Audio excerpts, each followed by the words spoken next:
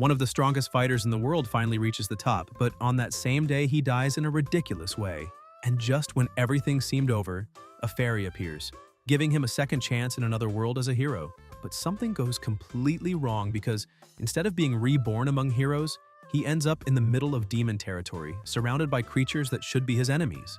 With no one he can trust, he realizes he can't just fight, so he starts playing a much more dangerous game, infiltrating, manipulating, and rising within the enemy's own army. And the further he goes, the more he realizes that this world isn't as simple as it seems. And without further ado, let's get into the video. While some slaves were working, a small monster was ordering all of them to hurry up more and more, using a golden whip that could shatter shoulders.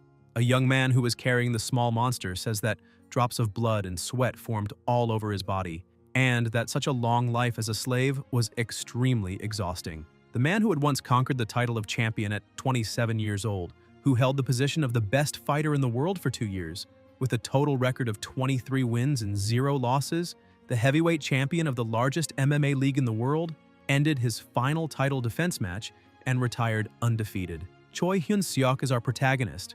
Someone like him, right after retiring, faced a surprise that no one would expect. A truck, completely out of nowhere, hit him. He was completely devastated because all the money he had saved for a comfortable retirement was now meaningless. In addition, he questioned how difficult his life had been up to that point. The protagonist ended up dying after fighting until the very end, only to die in vain. 30 minutes later, he began to come to terms with it, thinking that it might be for the best, since he was already dead and no longer needed to train or defend his titles.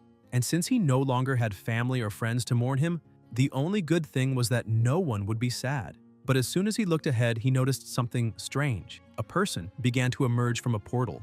That angel apologized, saying she was a bit late, and called the protagonist an SSS-ranked hero, Mr. Choi Hyun-seok. She introduced herself, saying her name was Raquel. Furthermore, she was a talent hunter who scouts people whose life expectancy has ended on Earth. He became enchanted by her beauty and approached, asking if she could explain in more detail. Raquel said that was no problem and explained that he had 2 choices. The first was to accept death as it is and wait for his next reincarnation as a pitiful old bachelor. The second option was to be resurrected as a hero and save another world that was waiting for him. Seok became a bit confused, saying everything was too sudden and that he needed time to think, as the explanation also seemed insufficient. But the angel Raquel approached him, asking how he could want to think when such a once-in-a-lifetime opportunity had appeared. She added that if he simply listened to her, he would surely obtain wealth, honor, beautiful women, and special privileges. Heroes who become heroes now also receive a status window as a special privilege, allowing them to become strong like game characters. In addition, they offer all kinds of incredible services. However, the protagonist began to think about it, since becoming a hero basically meant fighting again, and he had just retired, and now they wanted him to go back to fighting. So he preferred to die in peace and reincarnate in the future. Raquel became a little irritated and told him to pay close attention, since it seemed he had not understood. So she would explain everything again. She began to give context, saying that if he became a hero in the other world, as soon as he started, the chief of a rural village would come running barefoot to offer him food. The hero would feel pity and wonderfully resolve the chief's humble situation. Then the emotional chief would say that his daughter was the most beautiful woman in the village. And if the hero accepted his unworthy daughter as his own, this humble father could not be happier. However, the protagonist still showed no reaction, making her even more indignant because at that rate her headhunter bonus would be lost. Therefore, she had no choice but to use another method. She turned around, saying that if he truly did not like it, that was fine, and it seemed she could assume he was not interested, so she would be on her way. The protagonist asked her to wait a minute, but she continued, saying that now he could end that life as a lonely old man and try harder in the next life, although there was no guarantee he would reincarnate as a human. This made Seok startled. He grabbed her leg and ended up agreeing, saying he would do whatever she asked. But Raquel said she could not quite hear what he was trying to say. Frightened by the possibility of not returning as a human, he continued clinging to her leg while shouting that he accepted everything about that hero deal. With a smile on her face, she asked if they could start immediately. He became a bit confused since he had not received any explanation about the other world. She said they would start immediately anyway, since there was no reason to wait. A wonderful world was waiting for him. The protagonist tried to stop her, asking her to wait because she could not just send someone without any preparation, but it was useless. She continued what she was doing and told him to have a wonderful life of adventure. She thought he would leave anyway, so why was he agonizing so much? While carrying out her work, she received a call and said that for aspiring hero number 137,421, Choi Hyun-seok as requested. He had just been safely transported and the bonus should be sent immediately. Sometime later, lying on a bed, the protagonist began to wake up and noticed a vaguely familiar voice, wondering if that was the village chief Raquel had mentioned. He also thought that the development was very obvious at the beginning, but suddenly he received a very strong blow to his stomach, with someone saying they would crush him if he did not get up. The protagonist got up irritated, asking who the idiot was who wanted to die so early, but as soon as he looked at the person who hit him, he was surprised. An extremely terrifying warrior was asking why he was sleeping in the slave quarters, since he was nothing more than a slave. Seok became confused, wondering if he was the chief with the incomparably beautiful daughter, or perhaps a monster that needed to be defeated. Without understanding exactly what was going on, the protagonist introduced himself as a hero, but the warrior in front of him asked what hero he was talking about and stepped closer, saying that heroes these days seemed stupid. Seok thought something was wrong, but he refused to believe that that beautiful angel would do this to him, so perhaps the man in front of him was his tutorial mission. He began to panic, wondering if things would really be like this, but tried to calm himself as he needed to figure out exactly what was happening. So that was the only action he could take at the moment. The warrior asked what he was doing, and Seok simply attacked him, telling him to go straight to the other side of life. But the warrior took the attack, which basically caused no damage, and asked if the protagonist had not clearly said he was a hero, but he was already getting tired of so much nonsense and questioned where so many lunatics were coming from. The warrior began to squeeze the protagonist's leg, who felt intense pain in his ankle. The warrior prepared to attack him, saying he would return to normal after a good night's sleep. With that single attack, the protagonist completely fainted and was taken to the dungeon. As soon as he woke up, he began banging on the door while shouting for them to open it, because he wanted to fight the cow-headed guy again. Suddenly, the door opened and the small monster asked who was crying like a baby. He told the protagonist that if he kept shouting like that, he would be boiled whole and turned into pork. Frightened, Seok said he would stay quiet, but the guard told him to stay alert because he was being watched. He realized that the wonderful adventure in another world was nothing like what Raquel had described, which made him question where everything had gone wrong. If things continued like that, he would die twice a virgin, much less marry the chief's daughter. Suddenly, he heard a voice asking if he was the newcomer. Seok was startled and asked who was speaking. The man said he was the senior hero of that place and explained that it was the fortress of the Demon King's army where human slaves were used. The protagonist, still trying to understand the situation, asked his senior what was going on and why they had been placed in such a place from the beginning. The senior asked if he really wanted to know the answer. Suddenly, he began shouting, asking the other heroes who had been sent if they were still alive, saying that a true hero had come to save everyone. Suddenly, many people began shouting for help, saying they were heroes as well. The protagonist became even more confused, wondering what was going on and why everyone was a hero. The man told the protagonist that it was exactly what he had just seen, emphasizing that more than 100 heroes had been thrown to the Demon King's army fortress.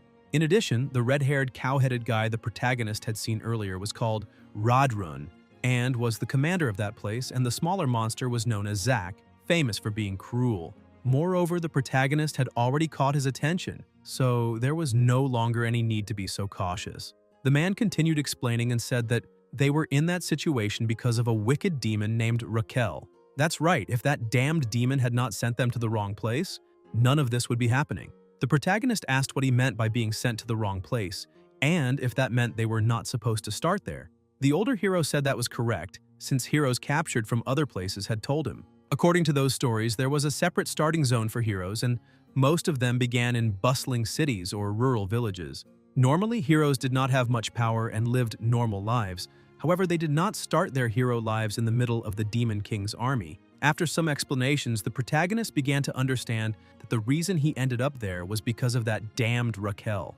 In the third corps of the Demon King's army, in the second slave unit, several people were working while the protagonist shouted that they were the great Demon King's army and therefore needed to defeat humans and devour them. Zack announced that the work for that day was finished and ordered everyone to return immediately to their cells. The protagonist, who was holding a log, swore to himself that one day he would exterminate all the goblins in that place. Shortly after, he was imprisoned back in his cell and threw himself on the ground completely exhausted. He remarked that the prison was even a bit more comfortable, however. He remembered that sly angel had mentioned something about hero privileges, and due to everything he had suffered, he had forgotten about it. If he said hero, he would receive a status window and bonuses. Normally, in situations like that, the correct phrase to say was status window appear. Indeed, a window appeared in front of him showing his ranking, strength, agility, stamina, and magic, in addition to possessing the combat instinct skill. Looking at the system screen, he began to question whether those numbers were really his stats, since he did not know what combat instinct or even stamina was. The older hero was surprised to see that his endurance was already 31. The protagonist confirmed and said that his strength was probably 28. The older hero said he had heard that he was a champion, and now he could see it was true, which showed he was indeed different, since having stats above 30 at level 1 was surprising. However, this conversation did not excite the protagonist at all. He said that even with all those stats the older hero was talking about, he was still nothing more than a slave. However, the older hero said he was mistaken, and emphasized that the protagonist could definitely escape that place and become a real hero. Seok covered his ears, saying that guy was doing it again, but the older hero continued, saying that normally people only begin to develop their combat instinct skills, but in the protagonist's case, that was unusual. Seok remained unmotivated and simply said goodnight to his companion, thinking that even if everything he said was true, at that rate, he would remain level 1. So how could he escape? As soon as the older hero fell asleep, the protagonist got up, saying he was finally alone, and looked again at his system screen since he wanted to make sure of what he had seen and check it a second time. While observing it, he thought that there were 2 points that seemed promising: magic, which allowed the exertion of superhuman strength, and hero points of unknown origin. Even false heroes did not know about these hero points. When he had asked the other heroes, none of them had ever obtained those points. Suddenly, a bright light began to emerge from the screen, frightening the protagonist. Raquel appeared, saying it had been quite a while and asking if he wanted to know more about hero points. She explained that those points were an important resource for the convenience of heroes, and that they could mainly be obtained through missions and usage methods. But the truth was that the protagonist was not interested in that at all. He grabbed Raquel and began squeezing her, saying that the discussion about hero points could wait, since first they needed to start with a good beating. A few minutes later, she was tied up and saying she was sorry because she had not imagined that spilling some coffee while having a snack would break the magic circuit. He asked if the punishment he received was to become her employee, but she said no, as she was more like a dedicated fairy there to help him until he managed to defeat the Demon King. The protagonist lay down again and told her that unfortunately being a hero was already over. Raquel became confused and asked what he meant by that. Seok explained that he had no intention whatsoever of defeating the Demon King, asking if he could not simply live a normal life there. She explained that many people could become heroes, however, he had SSS level potential, but the protagonist said that was not a good enough reason for him to start moving forward since he had never had that kind of sense of duty. She tried to argue back, but the protagonist interrupted, saying he did not want to live fighting like before and wished her goodnight. Raquel became a bit confused, wondering if that boy had always been like that because, as far as she remembered, he was an idiot who loved fighting and women, but now she did not know what to do. Not long ago, Raquel had been completely irritated, asking her superior if she really wanted her to become the protagonist's dedicated fairy, because even if she had made a mistake, being a dedicated fairy was too much for someone of her seniority. Moreover, the mission she received was not to return until the protagonist had defeated the Demon King. The higher being told Raquel that there was no turning back. A dedicated fairy was like a slave-like existence to a hero, so she must actively cooperate with him and share life and death with the hero. The entity told her to go, as she would be sent directly to the Demon King's army fortress where the protagonist was. She was surprised upon hearing that, but the entity told her not to return until she had fulfilled her duties. She tried to refuse but was simply sent to him. Back in the present, Seok asked if, as a dedicated fairy, she must absolutely obey the hero's words, because if that was true, she should help with the escape plan. Suddenly, he heard someone knocking on the door and quickly grabbed Raquel. Zack opened the cell door and told the protagonist to get up. She said he did not need to do that because she could use invisibility magic. Seok found that a bit suspicious because the roll call had already ended, so why was that short goblin there calling him? Zack explained that Commander Raidrun was calling for the protagonist. A few minutes later, inside the commander's office, Raidrun said he had recently heard that the protagonist had been working very hard. Zack had said all that because he had chosen an excellent mount. Seok was surprised to see that the stinky goblin had given him praise. The commander continued, saying that at first he thought the protagonist was crazy, but it was good to see that he had worked hard, and because of that, he would like to know if Seok was interested in becoming a slave master. The protagonist did not expect that, but the commander continued explaining that nowadays work efficiency had been decreasing a lot. Raquel became alarmed, asking if the protagonist was really thinking about accepting that. Irritated by the situation, she shouted, asking where in the world there was a hero who did heavy labor for the Demon King's army. Both Zack and Raidrun heard this and asked what he had just said. To avoid a confrontation, the protagonist bowed and thanked them, accepting the job offer, and emphasized that he would do his best to make all humans kneel. Raidrun explained that, contrary to his first impression, he had begun to like the protagonist, and if he continued doing such excellent work, he himself, as commander, would formally request for him to join the Demon King's army. With everything explained, the commander told him to come in, but the protagonist could only cry because his escape route had ended. Sometime later, while all the other humans were working, the protagonist mocked them all, saying that even his grandmother moved faster than that and asking if they would be able to meet the quota for the day. Because of this, the system began giving him some rewards, saying he was ascending through countless people. He thought that was an excellent deal and began shouting in celebration. The people around him began to think he had gone completely insane. His dedicated fairy, still worried about the situation, asked if he had just gone crazy, because if he continued acting like that, something big would happen soon.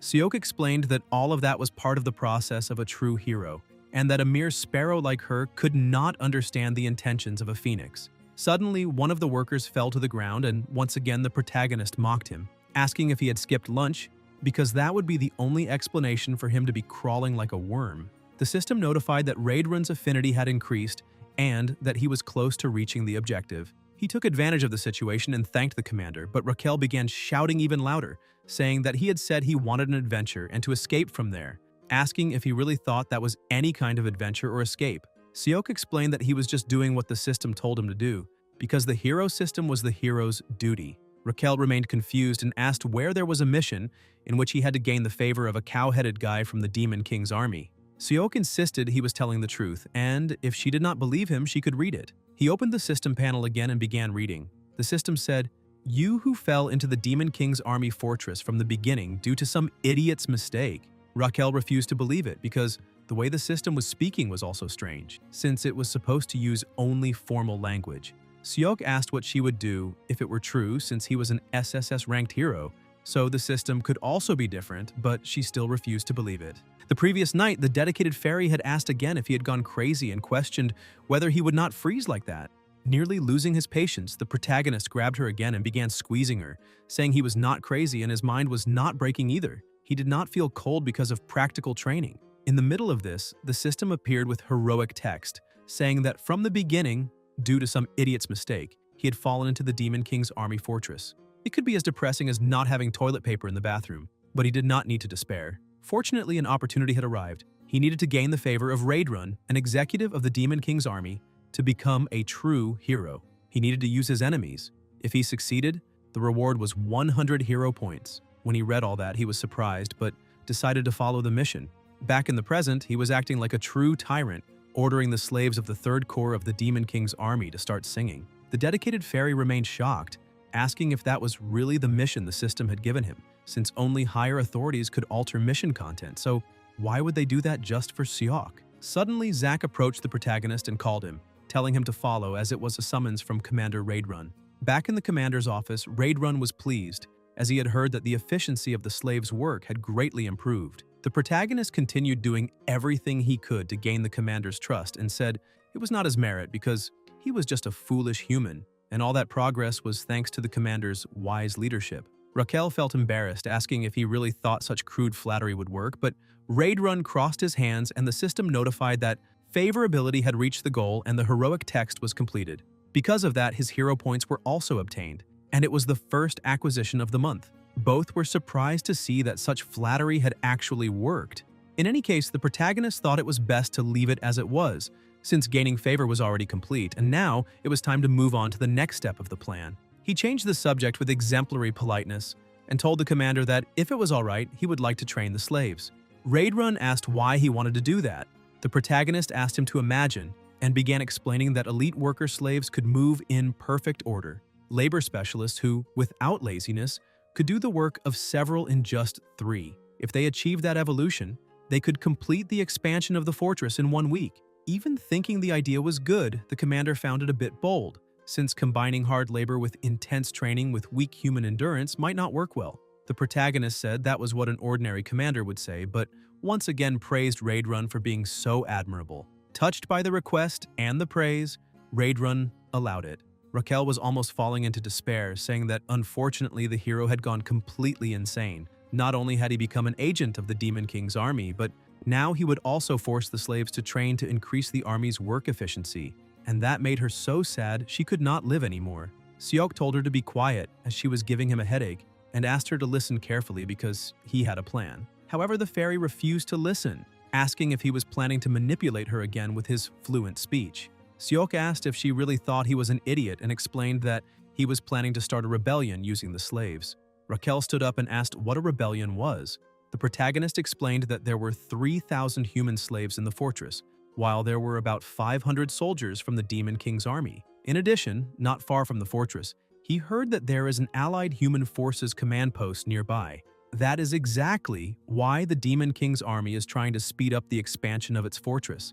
And when the rebellion happens, they will take advantage of the chaos and request support from the allied forces. Raquel is so impressed that she asks whether he was not just an ignorant man who only knew muscles and fighting, because after that explanation, she was moved. In addition, the protagonist says that now all that remains are the hero points he received from the mission. The fairy is impressed, asking if he really received them, and if that mission was not fake. Seok points out that he had already said the mission was real, and that after receiving the reward, a hero shop also appeared. Now he is curious to know what is inside it, begging for it to be something good. As soon as the protagonist realizes what is in there, he is happy, thinking that he finally has a hero skill. However, he becomes a little discouraged as soon as he starts receiving the rewards, because he got the skill to hold his breath longer and also gained endurance, allowing him to withstand things better. Completely irritated because of that, he says that the rest of the things in the shop are about cooking, cleaning and washing clothes, and questions whether that is really a skill a hero would need. Raquel starts laughing, saying that this is probably because the shop is still at level 1, and if he manages to accumulate even more points and raise the shop's level, then he will probably get something a little more useful. But the protagonist was so irritated that he tries to hit her, telling her to shut up, because she is nothing more than a scammer fairy. The next day, the slaves were gathered, and the protagonist asked for everyone's attention. All the people present line up, saluting the Demon King. Seok says that they need to begin with the hymn of the Third Legion and asks them to start singing. The army begins to sing, saying that they are the great army of the Demon King, that they must defeat humans and devour them, and that they must also forget all the pain of being captured. And what in the heavens could be higher than that? For their devotion to the Demon King is absolute. The commander, who was watching all of this, says that it really was good to allow the training. Sometime later, Zack enters the commander's room saying that he has urgent news. He reports that the human army is advancing in that direction. In addition, he heard that the 8th Division, which was confronting the humans, fell into a trap and was completely defeated. The commander thinks that the 8th Division is the largest unit in that area, and if it was truly defeated, it is only a matter of time until the human army reaches them. And now they will have to abandon that fortress, whose expansion is almost finished, which is a shame. Zack, still frightened by the news, tells the commander that there is no time, and that he must evacuate immediately. But Raidrun asks him to wait a little, and while looking out the window, points out that since ancient times, war has been a matter of logistics and supplies. The first principle of war is to never lose a competent foreman. The commander orders Zack to go first and says that he needs to take Seok, and that he will follow right after. Outside, the protagonist was trying to stall, asking everyone if they could not run in sync. But the truth is that because of the vigilance of the cow-headed guy, that day's combat training was ruined. In addition, his stats had gone up a little, but were still far from enough to allow him to win. He questions whether there is not some kind of satisfying growth event. Raidrun drops beside him, and the protagonist is startled. Raidrun looks directly into Seok's eyes and says there is no time, they need to leave together. Confused, the protagonist asks where they are going. Meanwhile, the human army was advancing under the leadership of its commander, and easily defeating the goblins. The human commander spots that tall figure and says that he is the Red Nightmare, called Raidrun. The human commander tells the regular soldiers to retreat, because the knights will deal with the Red Nightmare. Seok looks at that situation and questions why the human army is there, but decides to let that go, because maybe this is his chance to betray the Demon King's army and return to human society, which means that this is the perfect opportunity for his plan. One of the knights charges at the Red Nightmare, saying that now he will be eliminated. However, he is defeated in a matter of seconds. Raidrun activates his fighting technique and, with just one blow, destroys all the ground around him, preventing the human army's movement. The commander looks at the protagonist and calls him by name, asking if he is alright. Seok realizes that the commander's strength is something terrifying and salutes, saying that he will leave immediately. However, all the Red Nightmare did was open a gap so they could escape. In a short time, the entire fortress that was being built was taken by the human army. The human soldiers begin separating the prisoners, and one of the soldiers approaches the older hero, asking if all of them are heroes. The veteran says yes. The soldier tells them to go to the other side and explains that in Droshan, they separate heroes from ordinary prisoners. The veteran gives thanks because at last they are being treated like heroes. Suddenly, another person arrives and welcomes the heroes, introducing himself as Olivin Grimir, Duke of the Drossen Empire and commander of the Allied forces. Another soldier reports to the commander, saying that the transfer of the prisoners has been completed. Grimir smiles and says that they did good work. The soldier points out that all those who call themselves heroes were also gathered. The Duke says that now it is time to begin. He orders all the soldiers to take their positions. The soldiers draw their swords and point them at the heroes, saying that before their eyes, the destruction of the heroes will begin. In a place a little farther away, in the middle of the forest, the protagonist was almost falling into despair, saying goodbye to the other world, goodbye to his adventure, and even to his second life. He thinks that he needs to take down anyone who comes so that he will have no pursuers. His dedicated fairy tells him to get over it and explains that this is a great opportunity because she herself will go straight to headquarters to properly assess the situation of the Demon King's army. But Seok tells her to shut up again because she's nothing but a fraud. Raidrun wakes up and says that he ended up sleeping a little, then asks what the protagonist just said. Frightened, he tries to smooth the situation over, saying that it is nothing, because it is an honor to accompany the commander on a journey. Raidrun becomes happy again, and says that he is truly very pleased with the high expectations the protagonist has. He points out that if the protagonist continues his excellent work at the headquarters of the 3rd Legion, where they will arrive soon, he will be rewarded. In addition, as soon as they arrive at headquarters, he will formally enlist the protagonist in the Demon King's army. Seok becomes even more worried, saying that it is an honor. By dusk, they finally arrive at their destination. The Red Nightmare tells the protagonist to follow him because they will have an audience with the commander. Seok continues acting politely, saying that it is an honor to meet the esteemed commander so quickly. Raidrun says that this is very honorable, however he would like to give a piece of advice and asks the protagonist to be very careful with his manners in front of this commander, unless he wants to lose his life. Seok becomes worried, however he had always heard a saying that even in a tiger's den you'll survive if you stay sharp. They finally reach the commander's office and Raidrun introduces himself. The commander tells them to come in, but the protagonist realizes that the voice is a woman's and questions whether the commander is really a lady. As soon as they enter, the commander is sitting in her chair and asks who that is, because Raidrun became even stronger since the last time they saw each other. Seok becomes embarrassed, wondering what he should do at that moment, and decides to just give thanks for the kind words. Raidrun apologizes for not having been able to protect the fortress. Hemis tells him to stay calm because that was clearly the fault of the commander of the 8th Division. Irritated, she says that she should have skinned that useless fool long ago and turned him into a bag of bones. Just by the pressure of her anger being released, the protagonist begins to feel that the air has become heavier, affecting even his breathing. He realizes that that pressure is on a completely different level from anyone he has ever met. Hemis says it is better to leave that conversation aside and asks who that human with Raidrun is.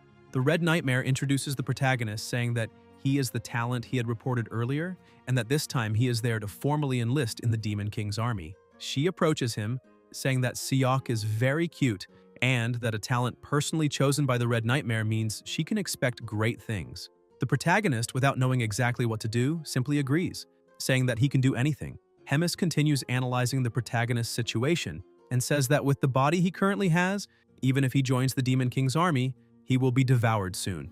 Raidrun agrees with her, saying that this is inevitable. However, he points out that it is not as if a human has never joined the Demon King's army, so if he is given permission, he himself will train the protagonist. Hemis says that Raidrun should not waste time on a mere human. Suddenly, her head opens up, and a huge mouth appears, leaving the protagonist completely terrified. She pulls an animal out of her own body, saying that from then on, the protagonist will be assigned as the caretaker of her pet. She says that the animal's name is Bobo and asks whether he is not incredibly cute, but the protagonist thinks that that cannot be a dog, much less a pet. It looks more like a demon born in hell. Raidrun points out that even though it is only a puppy, he can feel its strong power, which shows that it is an animal of a noble race. She agrees and asks whether the Red Nightmare also agrees with that, but notices that Seok had a strange reaction and asks if he does not like the animal. The protagonist salutes, saying that he is an aspiring recruit to the Demon King's army and that it is an honor for him, a a mere human, to serve Bobo. She becomes a little calmer, saying that this is exactly how he should react. As soon as she releases Bobo, he goes straight for the protagonist and bites his head. She explains that her pet is in a growth spurt, so he should be careful not to let him go hungry because he becomes sensitive. In addition, it is bothersome to replace the caretaker after he has been eaten. Seok says that he understands the explanation and will keep it in mind. Sometime later in Bobo's house, Raquel could not believe that while all of this was happening, a new hero mission had appeared right in the middle of the Demon King's army. He asks her to speak more quietly because if she keeps shouting, she will end up waking Bobo. The system says that now he has become Bobo's caretaker, but he is probably wondering why he needs to do something like that, and even if it seems grim, he needs to endure it because they say it is better to put up with it, even when it comes to dogs. In addition, he needs to gain Bobo's favor in order to survive and escape someday. The protagonist thinks that this time, a mission with an impressive reward appeared, and the content is still strange. The system not only offered him the cow-headed guy, but now he has to gain the favor of the Legion Commander's pet dog. While he was thinking about that, someone knocks on the door and another goblin appears. Frightened, the protagonist shows submission, saying that it is a pleasure to meet him and introduces himself. However, what really draws attention is that a goblin is being treated as a caretaker, which shows that he is seen as an even more valuable delicacy. He asks where the other caretakers are, but the goblin says there are no others, and that all of them were eliminated. Therefore, from that day onward, the two of them will take turns preparing Bobo's meals. The protagonist asks if that is all, and the goblin says yes, and that if he understands, he can go to the kitchen immediately. But suddenly Bobo appears behind the goblin and licks him. The little green dwarf runs in fear since he did not know Bobo was awake and says that the protagonist is a special human meal and very fresh. Seok asks what that idiot dwarf is thinking, but the goblin only tells him to keep quiet because, in any case, one of them is going to lose their life there. Seok says that if that is the case, then let the other one's mother cry in his place and throws the goblin. Bobo is delighted by that and devours the goblin in seconds. The dedicated fairy was running, trying to escape from Bobo, and screams that no matter what happens, this has already gone too far. While she was begging for help, the protagonist was carefully looking at the system. He finds an option written as extra large bone in the hero points section. He thinks that might be exactly what he needs. He buys it from the system, calls Bobo, and asks whether he wants to eat that. As soon as he gets the dog's attention, he throws the bone upward, telling him to catch it. Bobo jumps and manages to catch the bone in midair. Raquel, exhausted, says that he managed to find a very good item, but he could have done it a little faster. The protagonist says that this is all thanks to his genius, which does not overlook even the smallest things, and at this rate, that mission will also be completed without problems. But while he was talking, Bobo almost tears a piece off him, and the dedicated fairy asks whether he really will not have trouble completing the mission, because apparently the bone was not enough. Frightened, Seok says that apparently he needs to find some fresh meat, but the fairy tells him not to do anything stupid. Under pressure, facing the fierce gaze of his pet, he starts thinking of something so he will not be devoured, and the magic word that can calm an angry dog is walkies. As soon as he says that word, Bobo, who had been enraged, stares at him and simply hugs him. As soon as he manages to calm the fierce dog, they begin to run while he asks where the kitchen is. Raquel also keeps looking but cannot find the smell of food anywhere. She suggests asking a goblin who is walking by. The protagonist goes up to him to ask for directions, but the goblin is confused, asking why he was running and why there was a human there. But suddenly, Bobo approaches and becomes irritated again, frightening the little goblin. The protagonist says that he was just walking around because it is a little Bobo's walking time. The goblin, still trembling with fear, asks what a human has to do with Bobo. Seok tells Bobo to come back because he should not go around eating anything he finds. The dog ends up obeying, and the protagonist explains the situation, saying that from that day on, he is serving as Bobo's caretaker. Therefore, he would like to know where the kitchen is. But the goblin was so frightened that he starts running, telling the protagonist to follow the path to the left. Seok and Raquel start laughing. The protagonist asks why that guy is such a coward and wonders if he is really part of the Demon King's army too. However, he says that now that they managed to get meat from the kitchen, maybe this is the end. She agrees, saying that the plan worked very well. The fairy says that in fact the situation is very funny, but asks whether he is planning to spend the rest of his life cleaning up after a dog. The protagonist asks what kind of talk that is, because his destiny is to meet and marry a lady with golden hair. But as soon as he looks down, he realizes that Bobo is no longer there. Desperately, they start running all over the place trying to find where the dog went. The protagonist remains desperate, thinking that that dog causes trouble the moment he takes his eyes off him. The fairy spots him and asks the protagonist to look. Seok tries to calm the dog, asking him to sit because he had been worried about his disappearance. But Bobo comes back with some blood in his mouth. Suddenly, a huge commotion begins inside, saying that Commander Regis was eliminated and that a search to find the one responsible has begun. The fairy approaches and says that the one responsible was probably Bobo. They begin to run from the goblins, and the fairy asks the hero whether they're going to die like that, but he tells her to be quiet if she is going to say things that bring bad luck. While running, he ends up entering a dead end, and other goblins appear, saying that the human who eliminated the commander is there. The protagonist tries to calm them down, but the goblins were already dividing up who would get which part. Another says that if the commander has not been fully digested yet, then they can take turns, and they comment on what kind of taste he might have. Seok focuses and thinks that he needs to stop acting that way because a real man needs to stand his ground. He looks at the group of goblins and shouts, saying that that guy is brilliant, and asks how they dare confuse the glorious being beside him with some appendage. One of the goblins asks whether that is not just a monster, but Seok explains that that dog is Bobo. However, the goblins do not believe him, asking whether that monster is what Commander Hemis raised, because he is too peaceful and clearly that is some kind of human trick, and if it is true, he needs to prove it. The protagonist puts the dog on the ground, saying that if they do not believe he is Bobo, then that is a shame. One of the goblins asks whether he is planning to run, but the protagonist only says that demon mode is activated. Bobo's eyes begin to shine and drool runs from his mouth, and he lunges at the goblins, eliminating them with ease. As soon as the goblin leader is eliminated, the protagonist asks whether there is still any demon who doubts Bobo's existence. All of them bow, asking forgiveness for not recognizing Bobo. The system says that he demonstrated overwhelming charisma and congratulates him, increasing his skill. He is surprised to see that this also counts as an achievement. While he was boasting in front of the goblins, the commander approaches from behind because she was confused by so much noise there, but apparently the new recruit is causing a great commotion. Sometime later, inside her office, the commander asks if he managed to survive by using her and her pet as an excuse. Seok lowers his head and says that he made a very serious mistake, but Hemis asks why he is so sad, because what he just said was a compliment. She touches his face, saying that she thinks he's very human, and unlike those simpletons, he is very intelligent, and that is good. And above all, she emphasizes that the protagonist is not an ordinary human because he has a lot of courage. She points out that the demonic army tries to solve everything with brute force, and because of that, she has far more than just headaches. The protagonist asks what she's talking about, but the commander points out that he will soon find out, then changes the subject by asking whether he wants to become an executive. Seok cannot understand how he received a proposal to become an executive with his current abilities. She points out that indeed, that is basically impossible right now. However, she cannot let him continue using her name and Bobo's name.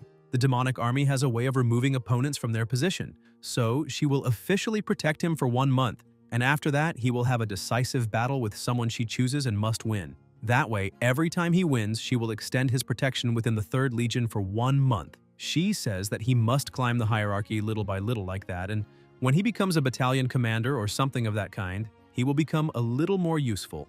In a trembling voice, he asks what happens if he loses the battle. She says that in that case, he will not be allowed a peaceful death, because he will have to be eliminated during the duel. Sometime later, while walking, he explains that he accepted because it seemed that the commander would eliminate him if he refused. In addition, he cannot believe that she was able to choose an opponent for the duel at that moment. It is easier said than done. Raquel sighs, saying that apparently she will be separated from the hero after 1 month. Seok looks at her and asks whether it is already confirmed that they will be separated, because she had said that his potential was SSS class. The fairy asks whether he does not know what potential means, and points out the definition of potential is possibility, not fixed power. The protagonist gets a little nervous, saying that she's supposed to be his dedicated fairy, yet she is not even rooting for him. The protagonist looks at the door and notices that there is something strange and thinks that there is no way that can be considered a kitchen. He opens the door cautiously, asking if anyone is inside. A person who was there smells him and says that apparently the protagonist is the human the commander had mentioned. He introduces himself as the head chef called Hulken and asks what the protagonist is looking for there. Seok explains that he is looking for a snack for Bobo, preferably fresh meat. The chef asks whether Bobo's trainer changed again, but decides to refuse the request. The chef questions why he should help a human, because the commander's order was not to touch Seok. The protagonist insists and asks whether he really cannot make an exception. Hulken looks to the side and says that if he really wants some meat, then he will have to hunt it himself, just like the goblins. The protagonist is surprised to see that, questioning whether they really are cooks, because no matter how he looks at the situation, they are just butchers. However, he keeps looking at the chief, not understanding exactly what he meant by hunted himself. Sometime later, a huge boar was about to attack the protagonist and one of the goblins who was with him. Seok cannot understand how he ended up there, but the boar attacks the goblin and kills him. He thinks that the goblins had said that this would be a hunt, but they are simply going straight into combat without thinking about the consequences. Because if they keep going at that pace, the protagonist can barely tell who is the hunter and who is the prey. The fairy asks what they should do, suggesting that they run away. Seok asks whether she really means that he needs to cut a path through that crowd with some miraculous strike. However, if he stays there, he will also be in danger, so in that case, he really needs to do something. Suddenly, the chief calls out to him and the protagonist says that he is already going into battle, but the head chef says that in that case, it is not necessary because the first hunt is already over. Seok cannot understand how they won after taking such a beating. One of the goblins goes to the head chef to report the situation and says there have been 12 deaths and many wounded. Seok thinks that is a huge loss for such a small goblin army, but Hulken thinks that is excellent and says that after a brief regrouping, they will find their next prey. The protagonist calls his devoted fairy and says he has thought about it a little and decided to give up on escaping. She is surprised and asks if he is really thinking about hunting demon beasts in that gap. He says no and questions why he would do something like that. He explains that after analyzing the stats, they increase with level gains, and that if that is really the case, all he needs is enough experience to level up.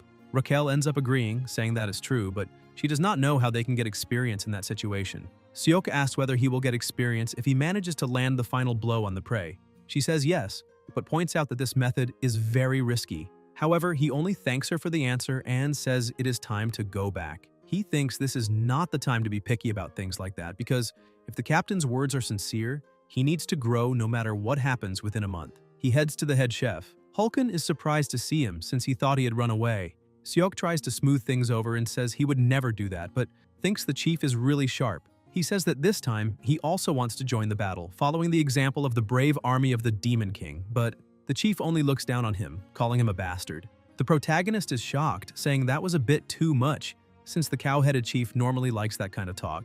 But then, Hulken bursts out laughing, because for a mere human, the protagonist says some surprisingly pleasant things.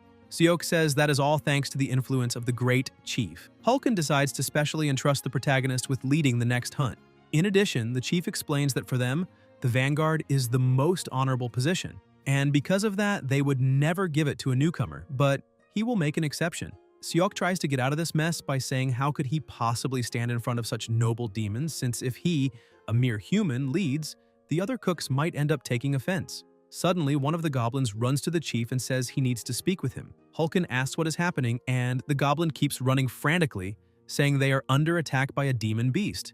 Hulken smells it and recognizes it, but he did not expect that, among all possible spices, a pack of Urios would show up. Seok asks whether this is a dangerous situation. The chief explains that it is not dangerous, but Urio meat does not taste very good. He pulls the cleaver from his back and says he has no choice, then tells everyone to grab their tools because they are going to add Urio stew to tonight's menu. The protagonist is happy about that because if he can use this opportunity to sneak in and land the final blow, his plan will be complete. Raquel uses her powers to help her master. The system informs him that the protagonist's endurance and strength have increased slightly and that the duration is 3 minutes.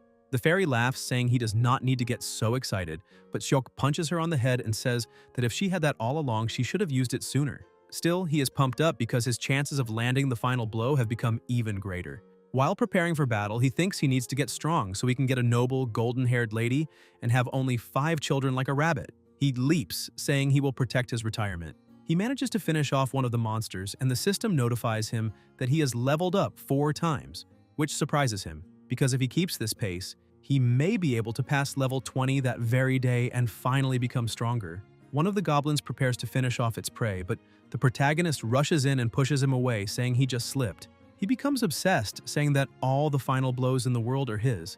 After that, the second round of the hunt ends and the fairy asks whether he is satisfied now. The protagonist praises her, saying she finally worked hard and apparently all the demon beasts have already been captured and, now that the dismantling is done too, they can return. He looks ahead and notices that the goblins are eating the food raw, which leaves him rather baffled. The chief walks up to him and asks what happened, why he is staring. Seok questions whether the chief really has permission to eat the army's ingredients like that. Hulken explains that this is one of the privileges of being a cook, because demon beast meat loses its flavor over time. Besides, he asks when a regular soldier would ever get to taste such fresh meat, since delicious meat is the reason to live. However, the protagonist finds all of that a little strange, wondering whether this is really a special privilege and whether they would risk their lives over it. Hulken offers him a piece of meat, asking him to eat it because he is also a warrior who fought risking his life and therefore has the right to eat that meat. He's a little afraid to take the meat, thinking he is risking his own life for nothing more than a piece of raw flesh. Still, he ends up tasting some of it and thinks it tastes very good, and that the aroma is a little strong, but that makes it seem richer in flavor. Even so, he thinks it is a little strange and believes that if it were not for Korea, this taste would be criticized by many people, and the dish would be rejected instantly. Because of that, he keeps wondering whether it is worth risking his life for that fragile piece of raw meat. Suddenly, he wonders if it would be possible to prepare food even more delicious than that, and his devoted fairy asks what he is thinking about. Seok thinks that if he can make delicious food, he might gain everyone's favor and manipulate them however he wants. So he decides he needs to become a great chef. Raquel keeps trying to talk to him, but the protagonist ignores her and opens the hero shop. At the moment, he has 70 hero points left after buying the toy bone for Bobo. He decides to invest all of his points into one skill and one item. When he chooses what he wants, his hand begins to glow and the fairy gets scared, asking what he bought. Now that he has what he needs, he can show all the demons what he is capable of. The skill he chose was rank F cooking. With it, he becomes better at cooking, but it costs 50 hero points. MSG is added as a special ingredient and costs 20 points. The protagonist says that is the pinnacle of Korean cuisine. Raquel cannot believe he really spent 20 points just to buy a seasoning and asks whether he still has any points left. The protagonist calls her a little bird and asks whether she really cannot understand the meaning of the phoenix. Because if that is the case, she can see with her own eyes and witness the result. He lights a fire and starts grilling a piece of meat, seasoning it with salt because that way he will enhance the flavor with its primal umami, saying that is matso gum. A few minutes later, the meat is finally ready. He stares at the meat, saying it is juicy and has a wonderful aroma, making it the perfect meal, and says a new world is about to begin. He takes the meat to the chief and asks him to try some. Hulken thanks him for the offer but refuses, saying he's almost full already. But the protagonist insists, saying that meat was grilled with all his heart and that if the great chief Hulken tastes it, he can die without regrets. The chief eventually agrees, saying that if he insists so much, he will try it.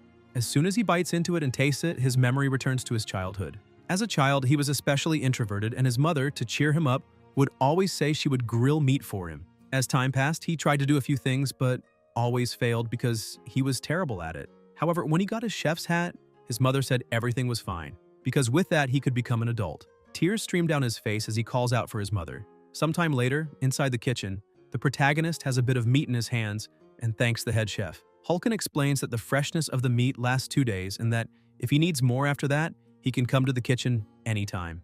With the meal in hand, the protagonist heads straight to the Bobo's house. He opens the door with a smile on his face, saying, "Daddy is home." However, Bobo is hungry and irritated, but the protagonist gives him a piece of meat, making him extremely happy and wag his tail. Seok calls Bobo his son and tells him to eat well. The fairy watches the scene and tells the protagonist that, apparently, he has become a great owner. Seok throws several pieces of meat in front of Bobo and says that if that is not enough, tomorrow he will hunt again and bring more meat. Bobo becomes so happy that the system identifies that his affection has increased and the affection goal has been reached. With that, he gains 200 points. The protagonist is happy, thinking this was expected, and that everything is going according to plan, and now it is finally approaching. The fairy asks whether the mission was successful. He says that this is as tough as gukbap and needs to be kept as emergency money. Taking advantage of the situation, he opens his status panel, since he has accumulated quite a few bonus points. Raquel explains that bonus points are used to increase stats and asks whether he still has not used them, because if that is the case, he is losing 20 life points. But the protagonist looks at her and asks how could he have used them recklessly before even knowing what they were, since there was no way to know, because no tutorial was provided to him. The fairy looks a little embarrassed and asks whether she really made that mistake, because if so, she can explain now. She starts saying that bonus points can be distributed among the 4 basic stats: strength, endurance, agility, and magic. Strength represents raw power.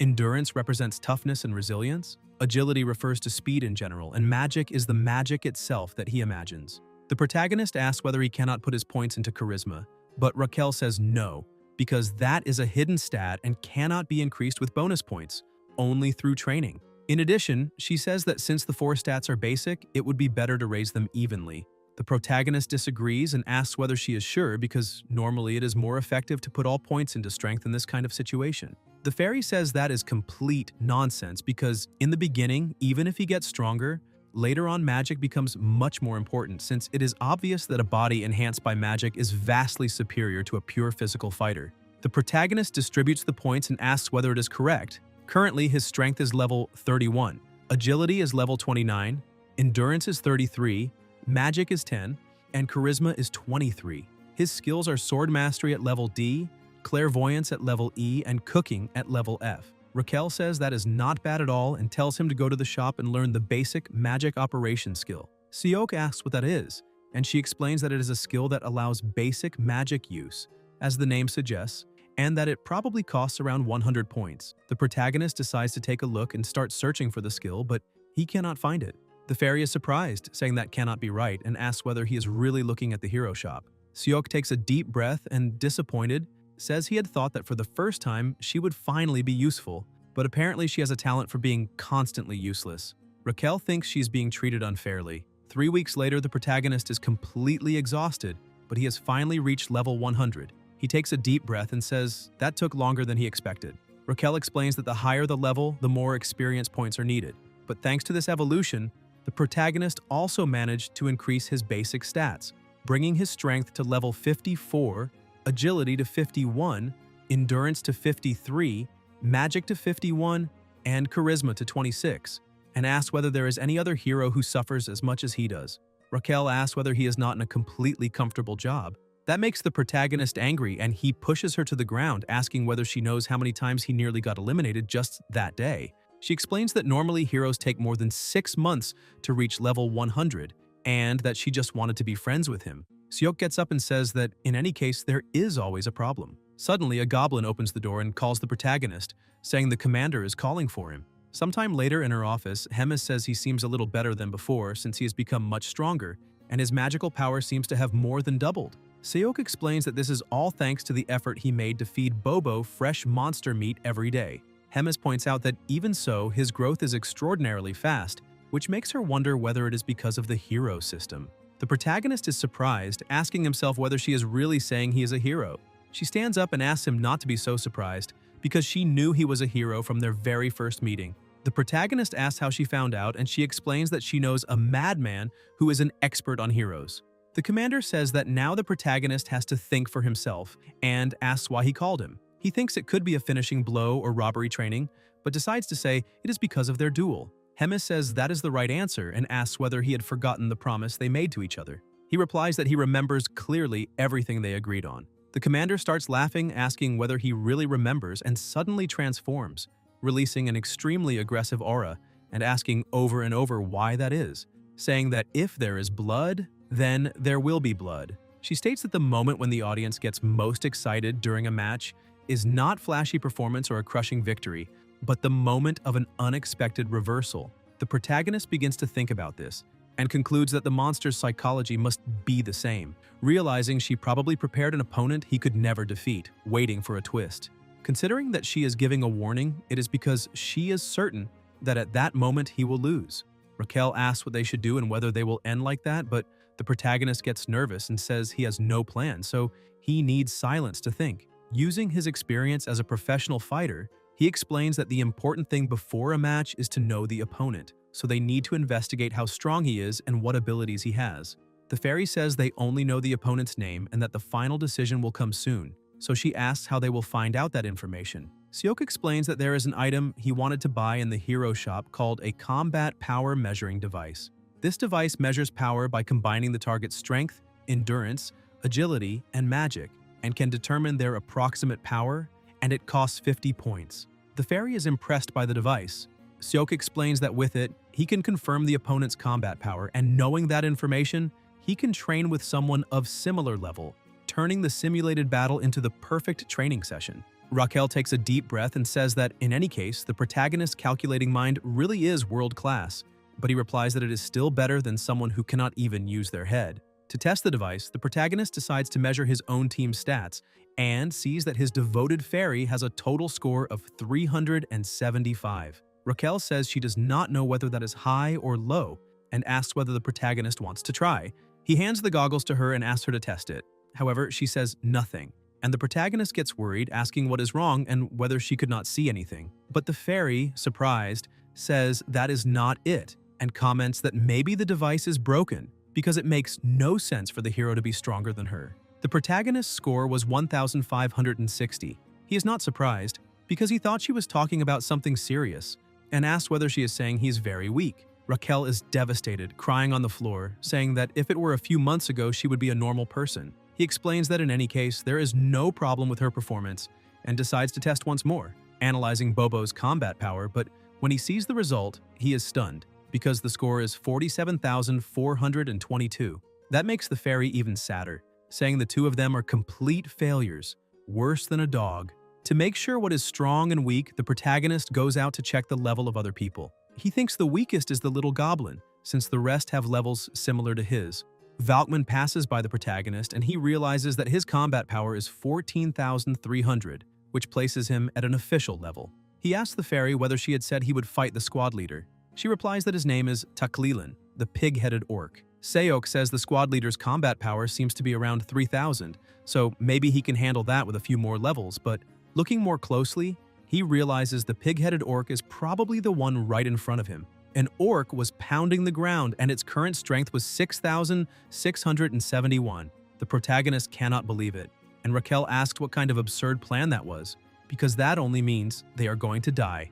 Suddenly the system appears, informing him that if he is a hero with 300 combat power points inside the castle walls, he will gain 300 more points for 1 week. He thinks that in any case it will be death or a knockout, but there is no way to avoid it and decides that he will definitely survive the next battle. The next morning, inside the kitchen, he comes rushing in. The chief notices the goggles on his head and says that seems to be a unique piece of equipment, asking where he got it. The protagonist explains that he saw another veteran using one and decided to buy one too. The chief asks whether that is what is fashionable among kids these days, but tells him to leave that aside for later because they need to prepare for the hunt. Seok puts on his goggles and sees that the head chef's score is 35,230. He is shocked, asking why it is so high since that should be the combat power of a regular company commander. However, he realizes that the head chef is the strange one, since he has always seemed suspicious, and concludes that the kitchen squad is made up of very strong individuals with 2,000 points or more. The protagonist thinks that perhaps because they are under high-ranking officers, their combat power is much greater than that of regular soldiers, and if that is the case, by fighting someone with power similar to Golbakum, he can reach a level close to theirs.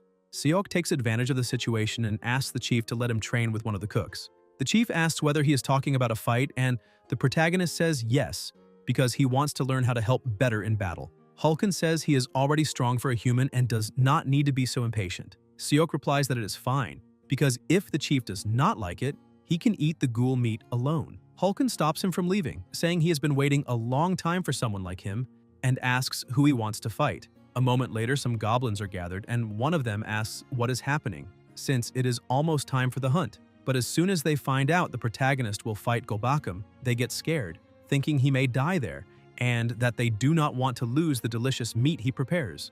Golbakum has a combat power of 2,620. The goblins, unwilling to lose their food, start arguing, saying they need to stop Golbakum, but the head chef shouts at them, saying they cannot do anything. Hulken goes up to Golbakum and asks whether he understood the rules, emphasizing that under no circumstances should he kill Seok, so he needs to go easy. Slowly, Golbakum says he understood, but the chief does not seem convinced. Even so, Hulken declares the fight between them has begun. As soon as the fight starts, Golbakum only thinks that he must not eliminate the opponent. The protagonist charges at him full force, and Golbakum tries to attack, but Seok dodges easily because the strike relied only on instinct. He then counters and lands a direct kick to Golbakum's face, since he has fought many times in this style. As soon as he lands the blow, he thinks he won, and the fight really comes to an end, with Golbakum falling to the ground. Hulken announces that Seok is the winner. The spectators are confused, asking what happened since everything was so fast. The protagonist cannot believe he knocked down that monster with just one kick, and thinks that, if that is true, then at this level, he has a chance to win. Sometime later in the giant northern forest, they gather for the next hunt. Seok is excited, thinking that he managed to knock down an orc with twice his combat power using a single blow. And that proves he was right, because combat power is only a number, not an absolute power. He believes that if he keeps getting stronger, he will be able to win the duel easily. One of the goblins goes to the head chef and reports that a large group of Dallas cubs has appeared ahead. Hulken asks whether that place is their habitat. Seok asks why he seems strange, and whether it is because Dallas are not good either. The chief replies that is not the case since Dallas meat is actually delicious, especially the bone marrow, which is considered a delicacy, but they live in groups and have strong maternal instincts, so messing with a cub can cause serious trouble.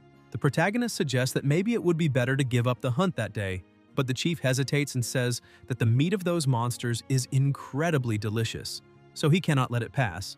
He raises his cleaver again, telling everyone to get ready because tonight's meal will be Dallas meat stew. Hearing that, the goblins charge forward eagerly, as they really want to taste that meat. One of the Dallas trembles in fear, and the protagonist once again takes the lead in the fight, thinking that the experience points of that day have just appeared and that the final blow needs to be his. Sometime later, Seok is finishing off the last monster of the hunt. He laughs, saying that even a risky plan is working and that now he will go to the kitchen. However, he begins to feel the ground shaking and looks back, asking if the queen has appeared. A massive monster is there, and the head chef shouts that the Dallas queen has just shown up. The queen looks at the bodies of her kin on the ground and becomes extremely enraged. The protagonist puts on his goggles, wanting to know how strong that creature is to cause so much panic. However, as soon as he tries to check the queen's level, a red warning appears, indicating that measuring combat power is impossible at that moment. The protagonist begins to question whether they were hunting those cubs without any kind of plan. As soon as he realizes what he is about to face, his legs start shaking, and he asks the chief what they should do. However, the chief is already running, shouting for everyone to try to survive if they can. Suddenly, he starts hearing multiple screams, and when he looks back, realizes that everyone around him is being completely wiped out. The goblins cry for help, asking where the chief is, but the queen does not care and continues roaring furiously. Just her scream alone is enough to give the protagonist a splitting headache. Raquel tells him to look back, and when he does, he sees several smaller Dallas approaching. He realizes that the fight is already lost and tries to run as fast as possible while the goblins are torn apart. As he runs, he understands that if he stops even for a moment, it will be the end of his life, so he needs to find a way to escape immediately. After running for a while, he finds the entrance to a cave and wonders if something lives there and whether it is safe. Raquel says it is empty inside because she already checked. The protagonist thinks he definitely does not trust her much, but there is no other choice, since at least it will be safer inside than outside. As they walk through the cave, he notices it is very deep and asks the fairy whether it was naturally formed. Raquel says she does not know, but that it is indeed something very large, and that even that spider queen could enter there. Suddenly, he senses the queen's scent and looking to the side sees a slime-like substance on a rock. He approaches and touches it.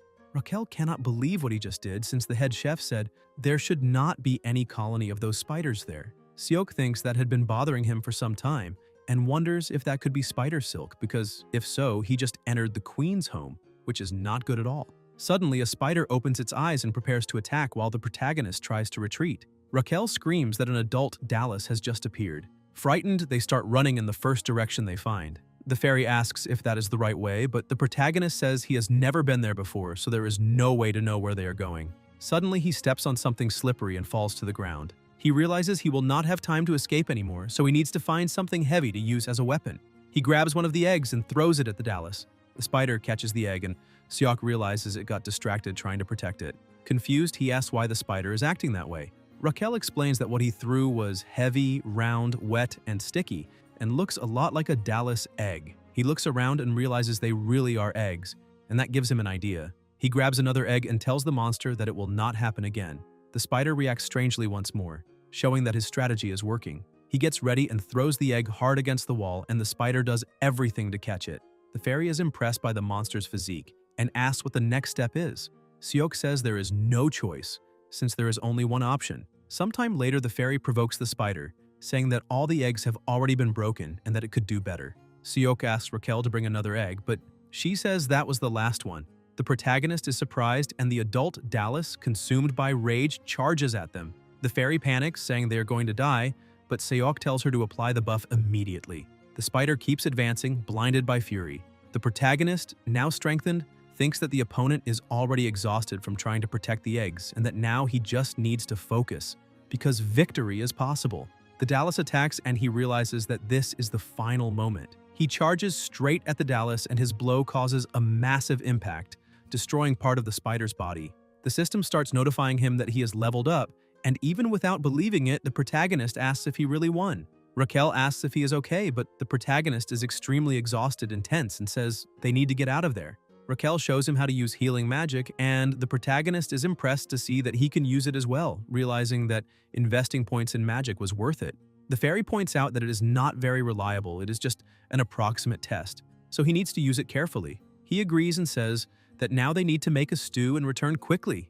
With just that monster, he managed to reach level 108, distributing points into each basic attribute. He is happy about that because now his magic and other abilities are finally balanced. Even though he still does not know how to use them properly, just thinking of them as an investment for the future is already beneficial. Suddenly, the protagonist hears a voice asking if that is Seok. He immediately recognizes the voice.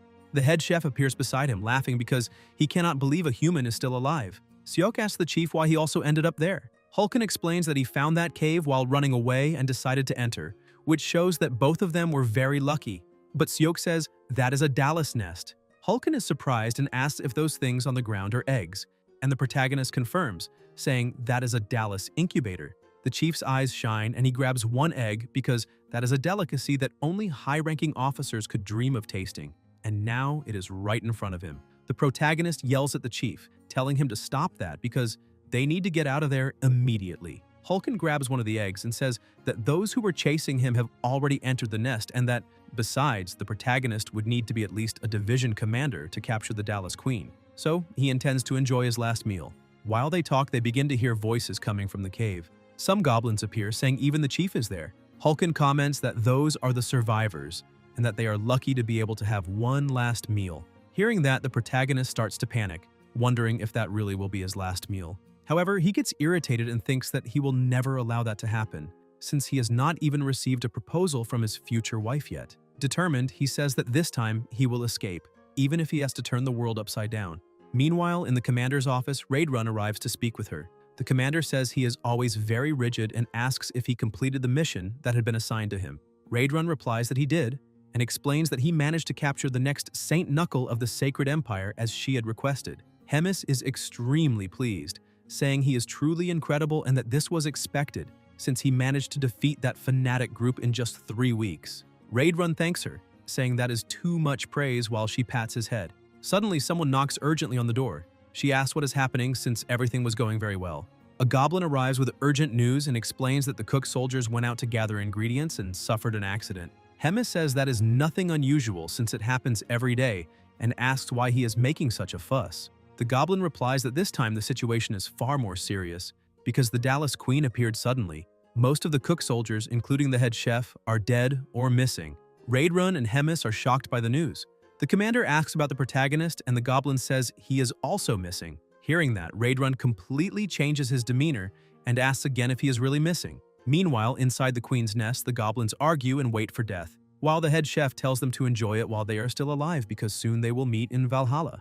Seok hits the chief with a book and Hulken asks what is going on. The protagonist explains that the chief seemed to be under some strange spell, so he tried to wake him up with his secret weapon. It is an encyclopedia of magical beasts, apparently useless but extremely valuable, containing almost all information about their abilities, and it cost 50 points. He reads that spider-type magical beasts live in groups and have particularly tough legs, but to defeat a Dallas, it is necessary to attack its relatively weak body, especially the head. Their body fluid is highly flammable and their eggs are as explosive as bombs.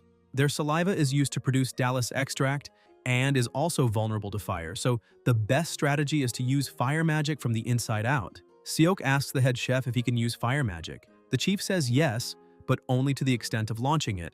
However, Hulken tells the protagonist to give up because the skin of those spiders is not weak enough to be pierced by fire magic. Seok says that does not matter because they will not attack the queen directly. The protagonist takes command and tells everyone to pay attention because he has an escape plan. He says they need to stay alive to keep eating delicious food like that, but that is not enough to motivate them. So he raises the stakes and promises that if they escape, he will make unlimited high-class magical beast meat for everyone as a reward. Hearing that, the goblins get excited, and even the head chef stands up and pats the protagonist's shoulder, saying he is doing well because, to To enjoy delicious food, one must first be alive. Excited, he asks what the plan is. After explaining everything, the protagonist tells them to remember every step exactly because from now on they cannot stop for even a moment. He emphasizes that they must run non-stop until they reach the exit. With everything set, the group moves toward the exit and encounters a swarm ahead. Seok grabs an egg and tells Hulken to set it on fire. As soon as the egg ignites, he throws it into the middle of the swarm, causing a huge explosion. But the Dallas keep advancing, and Raquel warns that they are being cornered. The protagonist explains that if the eggs catch fire and collapse, everything will be destroyed. The previous explosion creates a distraction, as the spiders stop to try to protect the eggs, allowing the group to advance, triggering new explosions to push the swarm back. Shortly after, only one egg remains, so he needs to find the exit before using it. The fairy points ahead, saying there is light. Seok narrowly dodges an attack and thinks he just needs to hold on a little longer. After some time, they manage to shake off the spiders and the protagonist celebrates, saying they will finally escape alive. However, at the exit, the queen is waiting. From deep inside the cave, the screams of the other spiders echo. The protagonist holds the last egg while the queen, completely furious, stares at the group. The head chef comments that the queen has returned and asks if that is the end. The protagonist focuses and realizes that does not mean the end, because the queen did not attack even after seeing them, and the reason is clear. He tears part of his shirt and tells Hulken to set the cloth on fire. With the burning cloth near the egg, he shows it to the queen and says that is one of the last remaining eggs, and if it explodes there, everyone will die because the cave will collapse and destroy all remaining offspring. He orders the queen to back off, otherwise they will all be buried together. However, the queen is consumed by rage and cannot think clearly. He tries to keep convincing her, but she slams the ground and lets out a terrifying roar. Accidentally, the fire falls onto the egg and Raquel panics, asking what to do. Seok throws the egg behind him, saying he does not know either. The egg hits the wall, causing an explosion, and the structure begins to shake. The ground trembles and everyone realizes the cave is collapsing. The protagonist shouts for everyone to run immediately. An adult Dallas tries to attack him from behind, but it is crushed by a rock. The system notifies him that he leveled up. The fairy tries to pull him, telling him not to stand still, because they need to get out before it is too late. Another Dallas is crushed by the collapse, and he levels up again.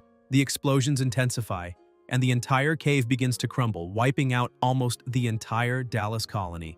Because of that, he levels up several times in a row. He cannot believe that all those Dallas that died turned into experience points for him. He realizes he was responsible for destroying the cave. His body improves with every moment, and he concludes that even without knowing all the answers, he first needs to get out of there. Raquel feels relieved to see that he has come back to his senses.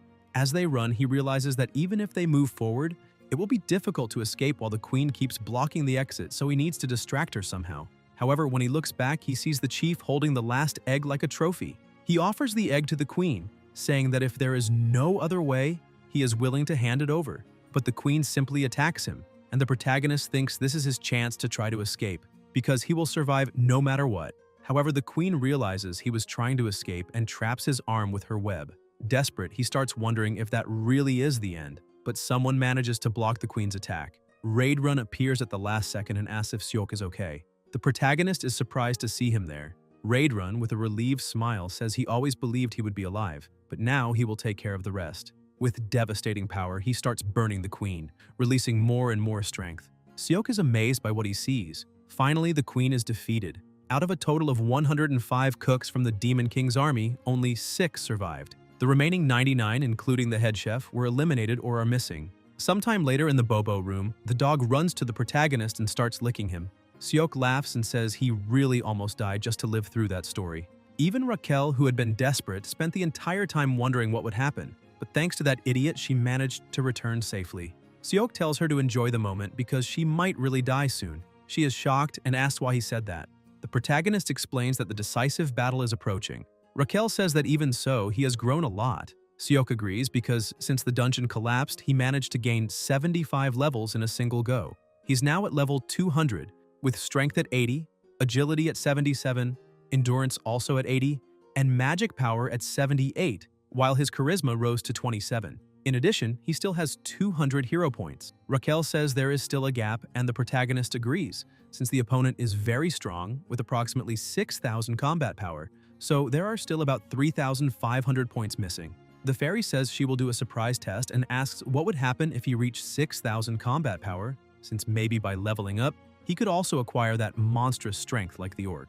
The protagonist disagrees, saying he does not think that happens just by leveling up. She says he is right because that kind of power is not just raw strength, it involves magical power, so to face him, he has no choice but to use magic in the end. He takes a deep breath and says it is easy to say what needs to be done, but asks whether that will just happen whenever he wants. Raquel says he has already used magical power before. Seok is surprised and asks when that happened. She replies that it was clumsy and that calling it magical power manipulation might be an exaggeration. He remembers when he was under pressure and felt a slight surge of power for a moment, wondering if that could be considered magic. Suddenly, Raidrun opens the door and calls Seok. The protagonist gets up and asks what brought the commander to such a humble place. Raidrun tells him to come along because they are going to see the commander together. In the office, Hemis asks Raidrun what that means and whether the reason for the visit is really a personal request. Raidrun asks for permission to personally train the protagonist in combat. Hemis asks why he wants to do that and why she should allow it. Raidrun explains that although the orc Kirkin is a squad leader, he confirmed that his abilities are comparable to those of a vice company commander, and if things continue like this, the protagonist will certainly lose. Confidently, Raidrun states that the protagonist has immense potential and that he wants to see his future and help him grow even more. The protagonist is surprised by that statement, but imagines the commander would not allow such a thing. However, Hemis calmly says it is fine, since she is in a good mood and will allow it. She says that if that is all, they can leave, because she needs to deal with another matter. Before leaving, the protagonist comments that Hemis's generosity is immeasurable and that he would like to thank her again. Hemis says he has become twice as strong as before and that it is interesting to see someone grow so fast for the first time. However, the protagonist is surpassing expectations so much that she begins to feel uncomfortable. If Seok joins Raidrun, then Kirkwain might actually lose, so it would only be fair for her to give something to Kirkwain as well. Sometime later, Raidrun takes the protagonist to his personal training ground. The protagonist is surprised to see that he has a massive exclusive field. Raidrun observes Seok and notices that there is already a considerable amount of magic within his body, but the fact that he cannot use it is unfortunate, although that must be because he grew too much in a short period. The commander thinks that the correct way to teach him would be to present the basics of magic manipulation, but the decisive battle is in 4 days, which makes that unfeasible. He concludes that the only remaining option is that growth always comes with suffering. He tells Seok to protect his teeth because the training will be brutal, and then throws an extremely powerful punch to the protagonist's face, sending him flying. Seok thinks his trainer is completely insane because he said they would train but started beating him without warning. Raidrun keeps advancing and tells the protagonist to focus as much as possible because if he cannot defend the attacks with magic, he will end up dying. Seok asks him to stop, but the trainer keeps attacking.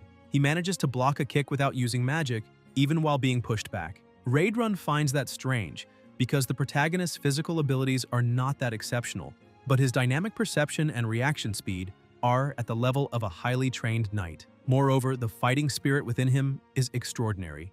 Raidrun remembers the first time they met when the protagonist managed to land a blow on his face, something that did not happen by chance. Seok's combat sense is surprisingly refined. At that moment, he decides to trust that instinct. The commander reveals that he made a bet with the Legion commander, stating that without magic, the protagonist will never be able to win, and that instead of being humiliated in front of everyone, he would rather everything end there. Seok takes another powerful hit and realizes that if he takes one more like that, he will certainly die. He begins to think that both in his past life and in this one, he never managed to get married, love, or even have children. Raidrun advances again, and the protagonist, tired of being beaten, prepares to counterattack, determined to fight until the end, whether for death or glory. His fists begin to be wrapped in an incredibly powerful energy, and his attack causes a massive explosion on the ground. When the dust settles, Raquel runs to him, who is lying on the ground, and shouts his name.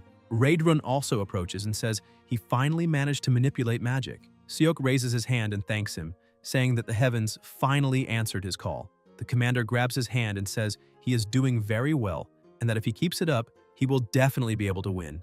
To help him even more, Raidrun decides to heal him to speed up his recovery. But as he starts channeling his healing magic, the protagonist feels intense pain and begins to scream. Raidrun is surprised because demonic energy acts like poison to humans, and for a moment he forgot that the protagonist is human. He picks him up, apologizes, and tells him to endure a little longer. There are affinities between the forces that make up that world: magic, divine power, demonic energy, and human energy. Divine power belongs to those who serve the gods. Among them, the Taoist Church holds the greatest religious power, By instigating religious wars, most beliefs outside Daosis were eliminated, and now it reigns supreme in the sacred empire of Gartland. When Gartland selects an individual capable of hearing the voice of God, they treat that person as a saint, and the person Raidrun captured and keeps imprisoned is the next saint, Agnes Mariette. The goblins wandering around question whether that saint is really genuine because everyone says she is a saint, yet she has not prayed for 2 days. Another goblin states that Commander Raidrun would never make such a mistake. Mariette questions why she should pray, because even if she did it for God, what would be the point? That makes her think that maybe it would be better this way, instead of remaining in such a cult. Raidrun rushes into her room, telling her to get up. Mariette says he is being very rude and asks what he thinks he is doing. Raidrun shows the protagonist in his arms, saying that there is a human who needs healing. Meanwhile, inside his subconscious, the protagonist was thinking that his head hurt a lot and questions what Raidrun did to him. He cannot believe that the last hand he held in his life was that of a man, because if he had known that would happen, he would have at least held Raquel's hand. Still very weak, he manages to open his eyes and see the saint in front of him and asks why there is a silver-haired beauty there. That makes him think that he died again and was dragged into a multi-level marketing scheme, right when he thought he was finally getting somewhere, but apparently life is like that. Still hallucinating, he tells the angel that he does not want to be a hero anymore, because he would rather become a great mage at 30 years old, since that is madness. He keeps saying random things and the saint becomes confused. The protagonist says he has one last request before reincarnating because if Raquel is planning to make him a hero again, he would like to ask the angel to marry him in advance this time. Suddenly, he hears a voice saying that he is the weakest and wakes up startled. Raidrun had been by his side the whole time and is surprised to see that his disciple has finally woken up. He hugs the protagonist, thinking he was going to lose his friend. Seok was also completely lost in that confusion because he thought he had died. He realizes that the woman beside him is the saint and is a real person, which makes him even more embarrassed seeing that he said all of that in front of her. Raidrun asks the saint if the protagonist is fully stabilized, and she says it is not quite like that because as he can feel, the demonic energy is not leaving his body, so she does not know what will happen after that. Raidrun asks if divine power really cannot eliminate all the demonic energy. Mariette explains that if she tries to do anything, the protagonist might end up dying, not to mention that the demonic energy may disappear over time, so the best option is for them to just observe for now. Raidrun feels a bit burdened because of all this and apologizes, saying that he will repay the protagonist with training and growth, so they need to return to the training field. Seok questions whether he really needs to receive such passionate guidance, even being a humble human. Raidrun simply starts dragging him, saying it is time for them to go, even as the protagonist asks him to wait a moment. Mariette becomes confused seeing a human hero being trained by an executive of a demon king, so she cannot understand what kind of person he really is. Seok thanks the dog because he heard that Bobo had destroyed the house because he misses him. Besides that, he also ate a soldier who had been fed. The protagonist decides to thank him again because if it were not for the Bobo's anxiety to see him, he would still be stuck in the training field.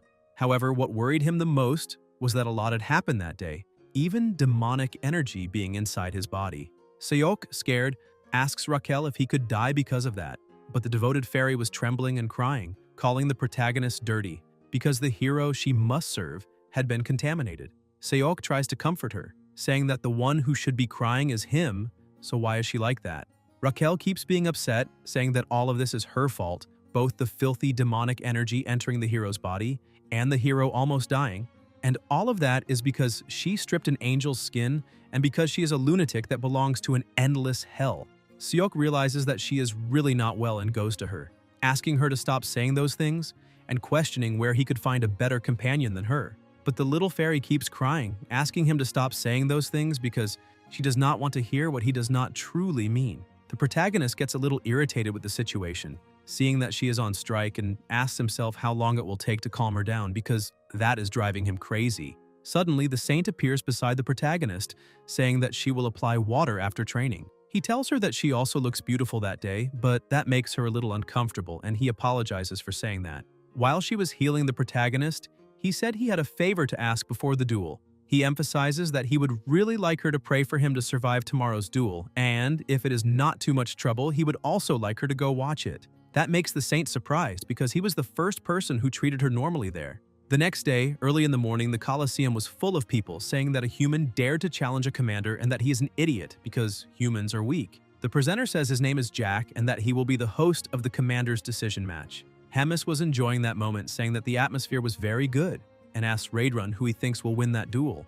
Raidrun says that he bets all his chips on his disciple because he is doing his best and is also very talented.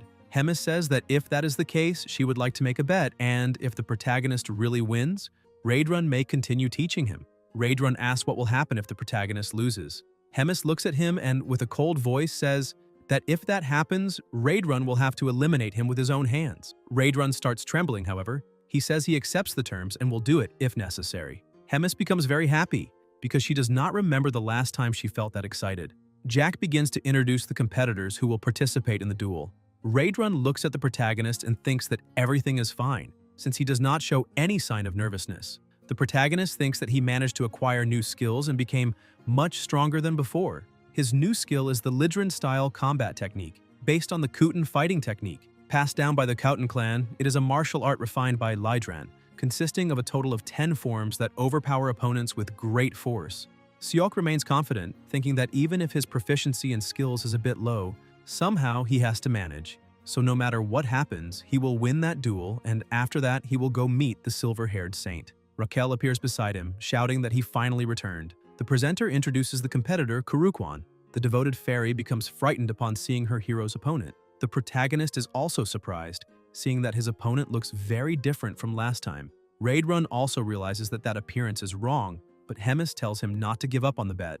Kurukwan lets out a powerful roar, scaring the people around him. His combat points are currently at 10,573. Seok cannot believe that in just a few days his opponent's power surpassed 10,000. Raquel asks if that could be the work of an evil spirit and if it is a simple purification. The protagonist prepares for combat, saying that nothing ever goes smoothly, but he will not give up, and charges forward without thinking twice.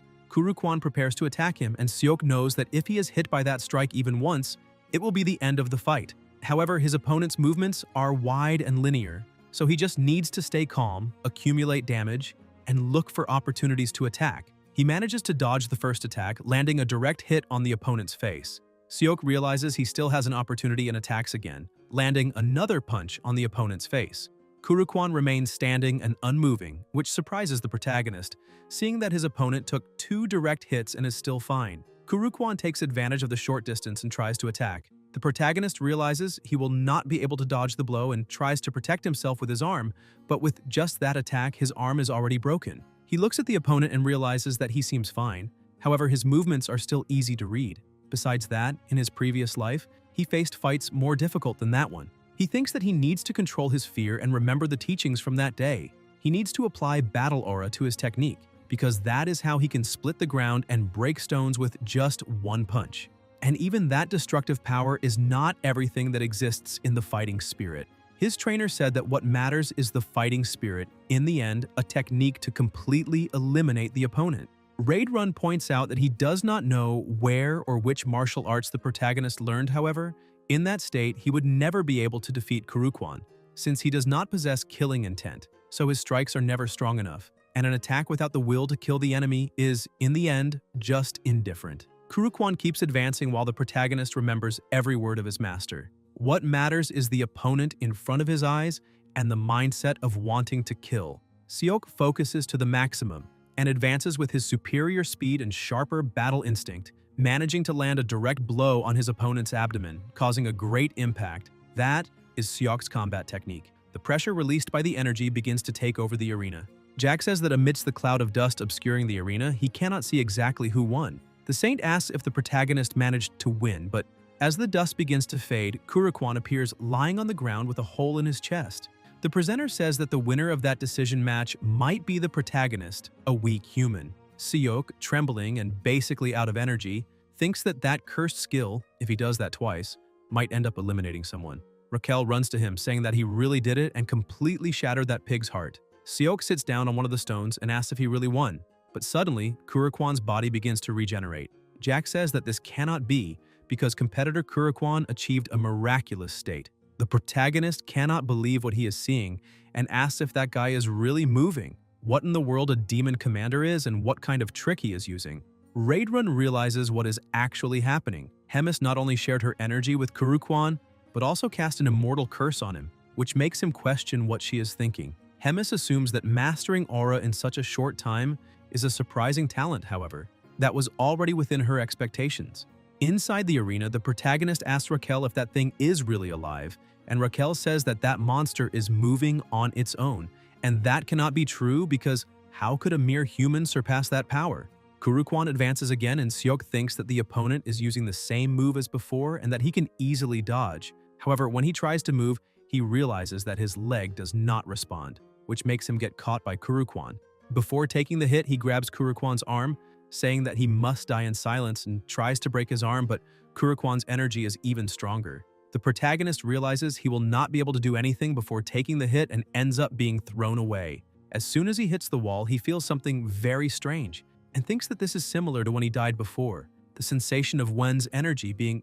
Suddenly, he hears someone telling him to get up. He looks up and realizes that the saint was talking to him. He asks if she really thinks he can win, and in his thoughts, she answers yes, because he cannot give up there. Seok gathers his strength, and even with his body completely injured and in pain, thinks that even if he were to die, he cannot look pathetic in front of a woman he likes.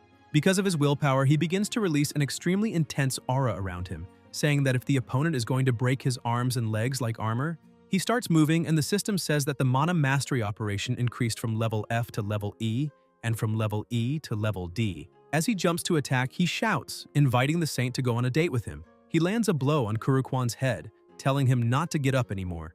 Kurukwan hits his head on the ground and kneels before the protagonist. The energy that once emanated from Kurukwan's body begins to slowly disappear, making him return to normal. With a smile on his face, the protagonist says that that crushing blow could shake the ground with its pressure, so he was wondering what would happen if he concentrated that power on the head, and the truth would appear now. He attacks Kurukwan again, smashing his head into the arena floor. All the spectators fall silent. Hemis asks Raidrun if he taught the mana operation technique, but Raidrun says no, because this is the first time he has seen that method. Inside the arena, panting, he tells the saint that the date will be 1 night and 2 days, including lodging. Hemis is surprised and tells Raidrun to be more careful if he really taught that, because the protagonist is a true monster. The heroine of the demon army says that the protagonist reminds her of a somewhat unpleasant face, and that will become even more interesting from now on. After some time, the protagonist wakes up in bed in panic, asking where he is. Raquel asks where else he could be and explains that that is the lodging. A bit confused, the protagonist asks about the match and his experience. The fairy explains that he is there, that the saint just healed him and already left. However, he does not care about any of that and goes straight to the system, asking where the status window is. He looks at his attributes while Raquel was saying that she could have healed him too, but the protagonist is more interested in his status since his level increased a lot and all his other stats increased by 12 levels. Besides that, he notices that mana operation also went up 2 levels. Raquel is impressed, saying that this is absolutely unprecedented, but Seok says she's making too much noise again. She asks what the reaction was during that period. The protagonist gets a bit confused by the question, but Raquel explains that mana operation is not a skill that triggers like in some exaggerated fantasy novel, and she does not know how that was possible.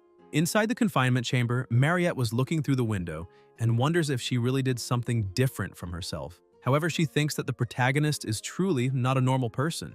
Awakening his own mana in 3 days and even mastering aura is something that even a true knight would take more than a month to achieve. It is not something a normal human could do. His potential is terrifying. Besides that, she thinks his personality is very strange. Even so, she considers the protagonist so extraordinary that she does not know if God answered her prayers or if his potential is simply immeasurable. However, that does not matter to her because either way, everything is fine, since the result was the same. He overturned an expected defeat, and perhaps he is the hope she had been waiting for. She goes to the door and knocks.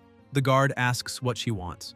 The saint says she has a request and emphasizes that she would like to take a walk. Seok receives a letter saying, "See you in the garden after dinner." His hands start trembling because he realizes that it is an invitation to an SS-class date. During the night in the middle of the forest, the protagonist is trembling, thinking that he is on a real date. He questions what he should start with. He does not know whether to ask for her number or exchange correspondence. The fairy says she will ignore all of that and return to the room, but Seok holds her, and she asks why he always ignores everything she says.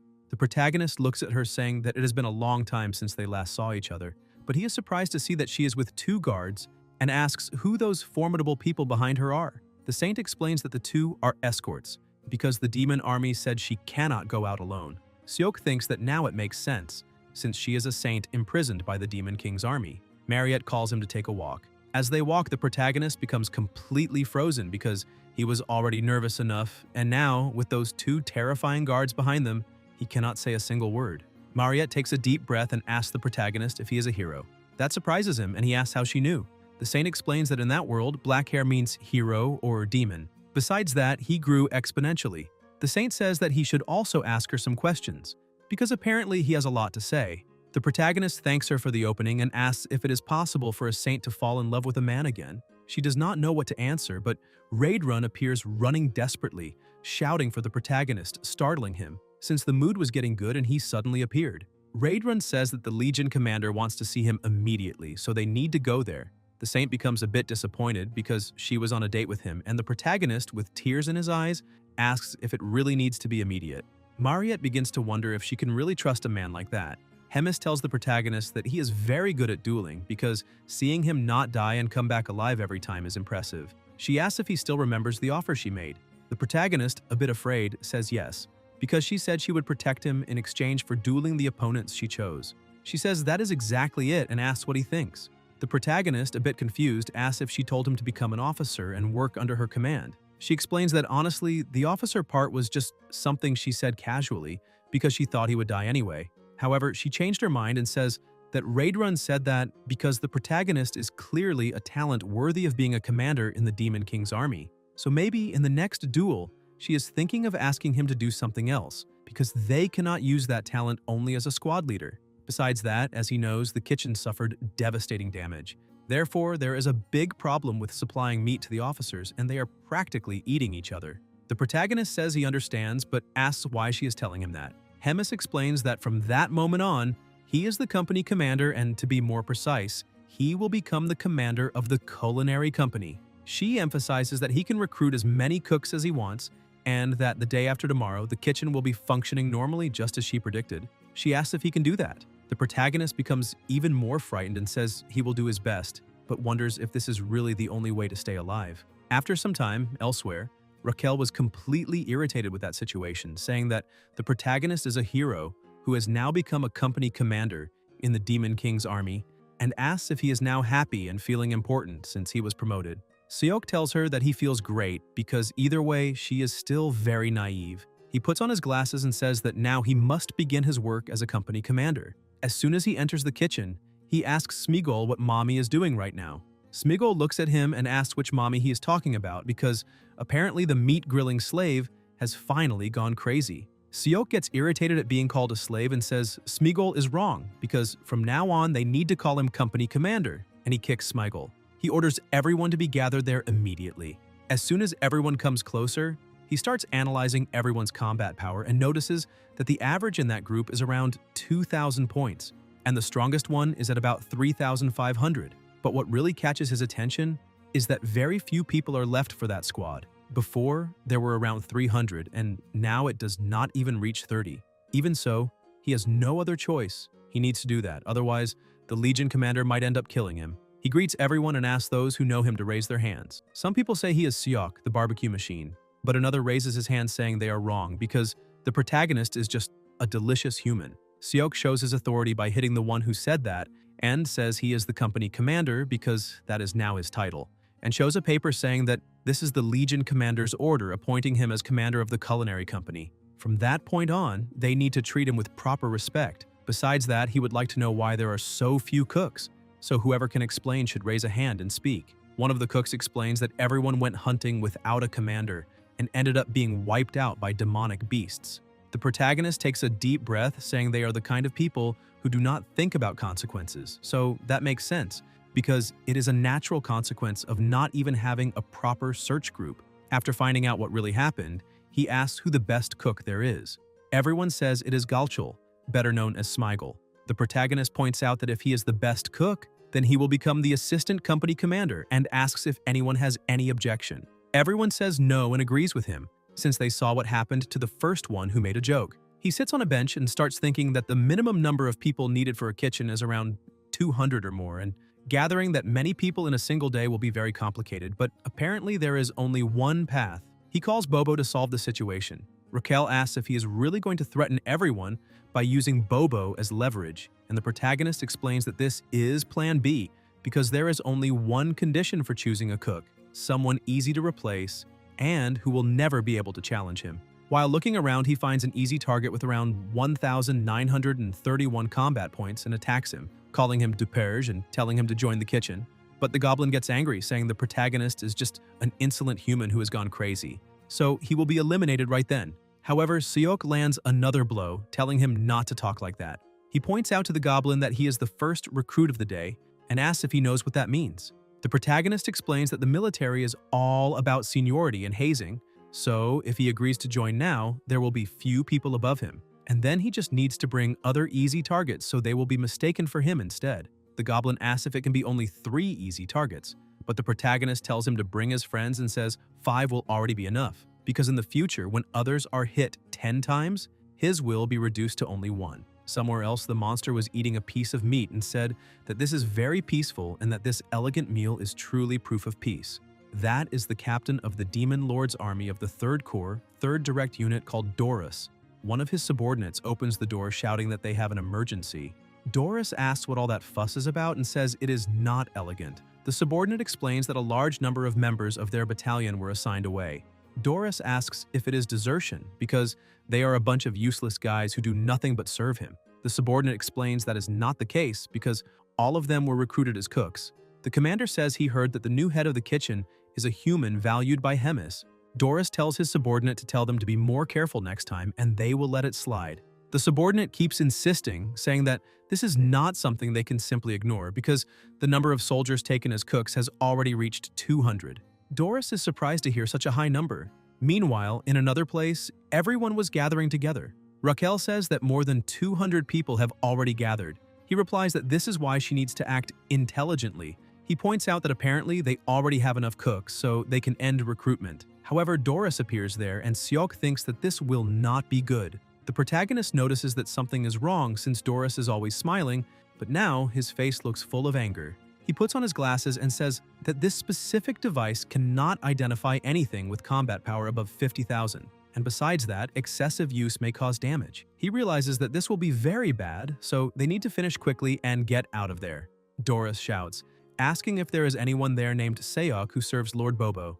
While the protagonist was trying to leave without drawing attention, Bobo barks and reveals his identity. Seeing that there was no longer any way to get out of there, the protagonist goes to him and asks what happened. Doris greets the protagonist and says he is the captain of the 3rd Direct Unit. Doris questions what the protagonist meant by asking what the problem is and asks what he is thinking, because he took all the members of his battalion. The protagonist thinks that was not exactly what happened, because those guys simply chose to leave their own unit. Doris tells the protagonist to follow him because they are going to talk in his office. After conversation, the protagonist explains the situation, and the commander asks if it really was not intentional. The protagonist says no, because he chose only the most outstanding soldiers, and it just so happened that they were all from the Great 3rd Battalion. Doris analyzes the situation and thinks that the protagonist is a human protected by the Legion commander, so it is better to let this matter go. Doris smiles and says that it is fine, because if that is really the case, there is nothing they can do, so he can take the people he chose. Seok is surprised and asks if he is serious, thanking him very much for the understanding, but thinking that this was truly a blessing. Doris points out that he has one condition, and the protagonist already starts feeling that something is wrong. Doris says that the protagonist is already taking a large number of people, so he would like him to take one more person from his battalion. Seok is surprised by that and thinks that this definitely smells bad. Doris notices that the protagonist's reaction was not satisfactory and gets a little irritated, asking why he does not want to take all the members of his battalion. Seok tries to smooth things over, saying that is not really it and that he is very happy. The commander says that if that is really true, then it is all decided and now he will introduce him, saying that the soldier's name is Usaru, a cute half-breed born between an orc and an ogre. As soon as he appears, the protagonist's glasses flash red. Doris continues explaining that Usaru is a little clumsy and that is his weak point, but he is strong, so the protagonist can make good use of him. Usaru is so huge that he cannot fit through the door, much less see where his commander is. With everything settled, they gather again, and the protagonist decides to introduce himself once more, saying that he is the tamer of Bobo and that he became the new head of the kitchen. Everyone gets scared when they see Lord Bobo, whom they had only heard rumors about. Seok shows a bone to Bobo saying that he is a good boy. The protagonist points out that from that moment on, the unit will be reorganized. He prepared a new list and they need to check it, and as soon as they check it, they must line up according to the instructions. The fairy asks how he made the list and what criteria he used. Seok explains that their intelligence is probably similar, so he listed them in order of combat power. Those who have already been cooks for a long time, and the weakest ones will be assigned to the kitchen. She says that he is being a great head cook, but the protagonist replies that they still have to see whether this will work. As soon as the new army is divided, the protagonist explains that the right side is the kitchen team, and the left side is the combat team. He asks if anyone is dissatisfied with the arrangement because, if so, they just need to step forward immediately.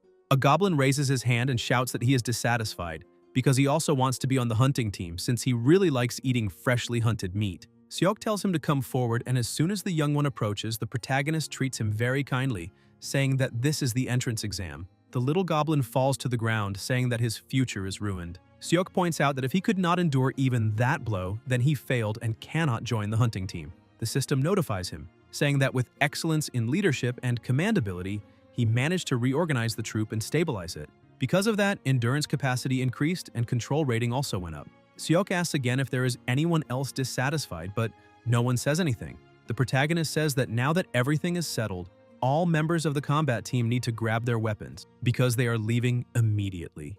At the Black Rock Fortress in the north, in the giant forest, they gather together. The protagonist notices that the forest is strange and silent because there is not a single monster in sight. Raquel explains that this is because Bobo and Usaru, due to their strong presence. The protagonist thinks that is a plausible guess, however. Those two are the strongest, so there is no way to be without them. The fairy suggests luring them in with bait. The protagonist gets confused because if he had that kind of meat, they would not have gone out to hunt so urgently. Raquel corrects him, saying that the proper term would be this kind of delicious bait because the kind of bait she is talking about is another kind. They need to bring the mage there to use him as bait. The protagonist cannot understand what made that poor child become so malicious.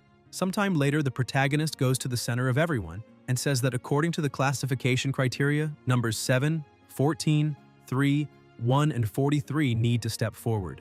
Raquel asks what he is looking for, and the protagonist gets a little upset, remembering that the lottery numbers were left on Earth. Still irritated, he shouts that in any case, the operation will begin immediately and orders Usaru to grab number 14. Number 14 gets frightened, asking what is happening and whether the head cook has gone crazy. Seok gives the order saying that this is the goblin of the continent, and Usaru gets ready and throws number 14 far away. The protagonist thinks that if they throw away the weakest ones as bait, it will attract aggression. He asks another subordinate to light the fire so that the lost companions can see the smoke and return to camp. Raquel gets a little worried, asking if continuing to throw them like that will be enough. The protagonist points out that at least one of the 6 will manage to come back alive and tells Usaru to keep throwing them. The rest of the soldiers get scared, saying that the protagonist is going crazy because they want to live for a long time. Because of that, one of them decides to run away and tries to escape, but the mascot looks at him with an adorable little face. The little goblin gets desperate, telling Bobo that he will devote himself to the Demon Lord's army, but that was not enough. While the little goblin was screaming for help, the protagonist was irritated because the others were late and the first one he had thrown should already have returned. A short while later, the first goblin comes back running desperately, screaming for help, with some monsters chasing him. Seok is happy to see that his plan is working and that now it is time for the soldiers to go into action. While he was thinking that he could land the finishing blow, Usaru rushes forward as soon as he sees the first enemy, saying that the enemy likes to fight, but with just one blow, he splits the enemy in half. The protagonist gets upset because he does not get the opportunity to land the final blow since with only one attack, the enemy was defeated. While Usaru and Bobo celebrated the first successful hunt, the protagonist was completely frustrated because he did not manage to gain any experience. Besides that, all the components were so crushed that they could not even be used as meat. Even Raquel is impressed because most of the monsters are taken down by Bobo and Usaru, while the rest of the army basically does nothing. The protagonist laments the situation and tells the fairy that they will have to give that up and come back the next day. She asks if he is sure because there is only one day left, but with nothing else to do, he decides to make that choice and shouts to his little army that they are retreating for now and will return the next day. Back in the kitchen, Raquel says that the protagonist had said they would retreat and questions what he is doing there. Seok explains that he needs to see whether they can still use that crushed meat. He gets ready and opens the door gently, shouting that all the brats inside were relaxing, and that because of that, they all need to gather with him immediately. Smeagol runs to his chief and asks what is wrong. The protagonist asks whether he received the meat from that day's hunt. The vice head of the kitchen, with a smile full of tension on his face, says that he did. However, the state of the meat was a little frightening. The protagonist tries to teach the subordinate a lesson, saying that a true craftsman does not blame his tools, and asks if he understood. Smeagol gets upset and tries to explain, but the protagonist cuts him off, saying that they are cooks and do not even know how to prepare minced meat. Smeagol explains that the kitchen unit's main function is to acquire ingredients. Unless they are a commander's personal cooks, they cannot even dream of cooking anything beyond boiling. The protagonist says that apparently he is going through a difficult situation and that he understands. Smeagol runs back to the kitchen, telling everyone below his level to light the firewood immediately. The protagonist starts reflecting on what his subordinate had said, realizing that apparently everyone under the commander's command eats that tasteless food. He gets excited because if he plays his cards right, things may happen even more easily than expected. After that, he goes to the saint's room and knocks on the door saying that he is outside. She tells him to come in. The protagonist opens the door, a little embarrassed, and greets her, saying that it was nothing much. Raquel comments that apparently he had no intentions at all. He takes his new creation and asks whether she would like to try an appetizer before the meal. He explains that thanks to her support, he managed to win the final match and, as proof of gratitude, he wanted to invite her to a meal. She thanks him and says that she will try a little. Before eating, she picks up a piece of meat and smells it, thinking that this aroma is truly wonderful, and wonders if she can expect great surprises. But as soon as she tastes it, she becomes completely enchanted because it is delicious, even tastier than the food she'd eaten at the castle. That dish has a surprising depth of flavor. Without thinking twice, she keeps eating until she completely finishes the meal. The protagonist is happy and says that since she ate everything, she probably liked it. She gets a little embarrassed and he changes the subject, saying that if she has already finished eating and is satisfied, he will leave. Mariette asks what he plans to do when he gets out of that place. He asks if she is referring to marriage. She gets a little embarrassed but says that she will also return to Earth. Seok says that actually there are other things he also wants to do, but what he really wants to know is what she would like to do when she gets out of there. With a sad look, she replies that if she ever manages to get out, she does not want to do anything. The Holy Empire, where the saint came from, is a theocratic nation governed by the pontiff of the Church of Dosis. One of the subordinates informs the pontiff that they managed to locate the next saint, Mariette. He says that he heard the saint is imprisoned in Black Rock Fortress, where the eccentric glutton resides. The pontiff questions how the next saint could end up in such a deep place. Besides that, he asks whether there has been any contact from the Demon Lord's army. The subordinate says no, that they imprisoned the next saint without any demands at all, which makes him question what they are plotting. The pontiff explains that in the history of the war between humans and demons, the moment when humans captured Black Rock Fortress was almost unimaginable. That happened while Hemis was absent for some time. Therefore, facing them head-on now would be imprudent. He asks the subordinate to secretly send a rescue team. Besides that, they need to summon the hero Oswald.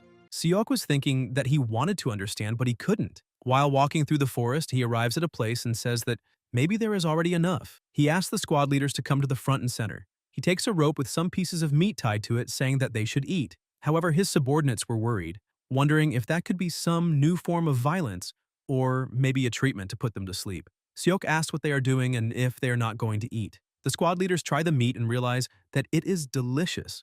The three of them kneel, saying that they will swear eternal loyalty and ask for at least one more piece.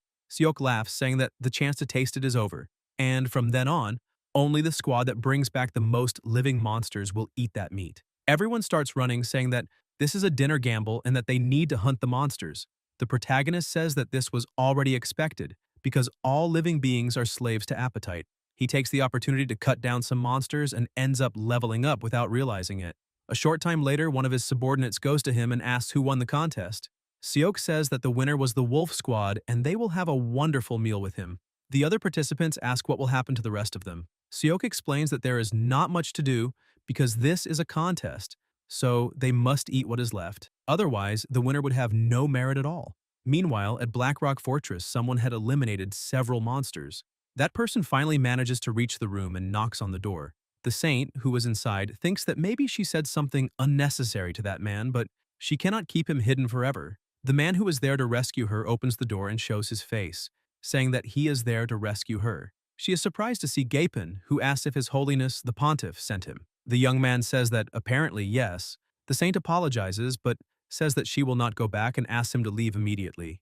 Gaipin laughs, saying that he really would very much like to go back, however, a mission is still a mission, and asks what he should do.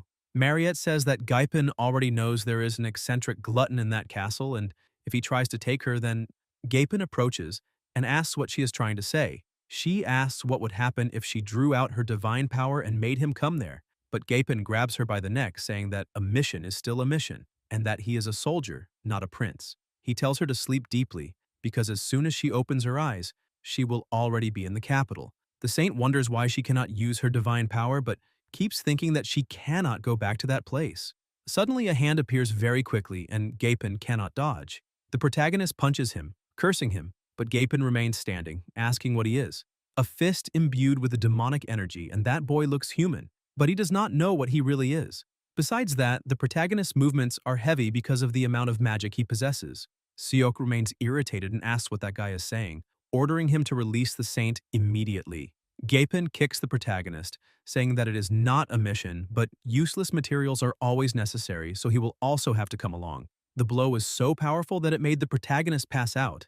Gaipin keeps his guard up, thinking that some insignificant pests are bothering him. Raquel was watching all of that and gets frightened, thinking that the hero was defeated with just one blow.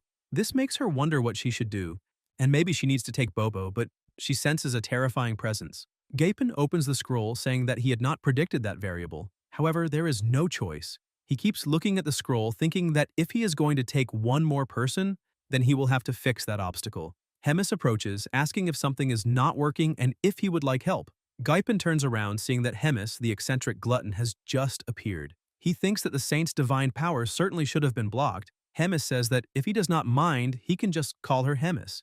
Gaipin gets a little frightened, thinking that he does not feel any demonic energy coming from that woman, and wonders if this is the difference between their realms. The eccentric reserve, glutton. Besides that, she devours thousands of soldiers in a single day, so that seems to be true. Hemis releases her aura, saying that it is time to see the guest's abilities. Her energy hits Gaipin. He tries to concentrate so he will not panic and focus only on evasion, because if an opportunity appears, he needs to grab at least the saint and leave. However, he starts to feel a little dizzy, and before he can do anything, he is struck by a blow and thinks that now it is too late. Hemis says that she really likes fighting and asks the guest if he will make things a little more interesting. Gaipin thinks that, in his current state, it is better to try to run away alone, because the mission has failed. He activates teleportation, and Hemis looks a little sad, staring at the arm she had ripped off, saying that the guest simply ran away, even though she personally asked him to stay. However, it is all right, because the truly interesting things will begin now. Glutton, ancient monster, immortal mane. These are the epithets associated with the name Hemis in the flow of time that resembles eternity. Countless demons are born and perish, but the Demon King and Hemis, those two demons, remained firmly in their positions, unmoving like Mount Tai. However, infinite time dulled many things.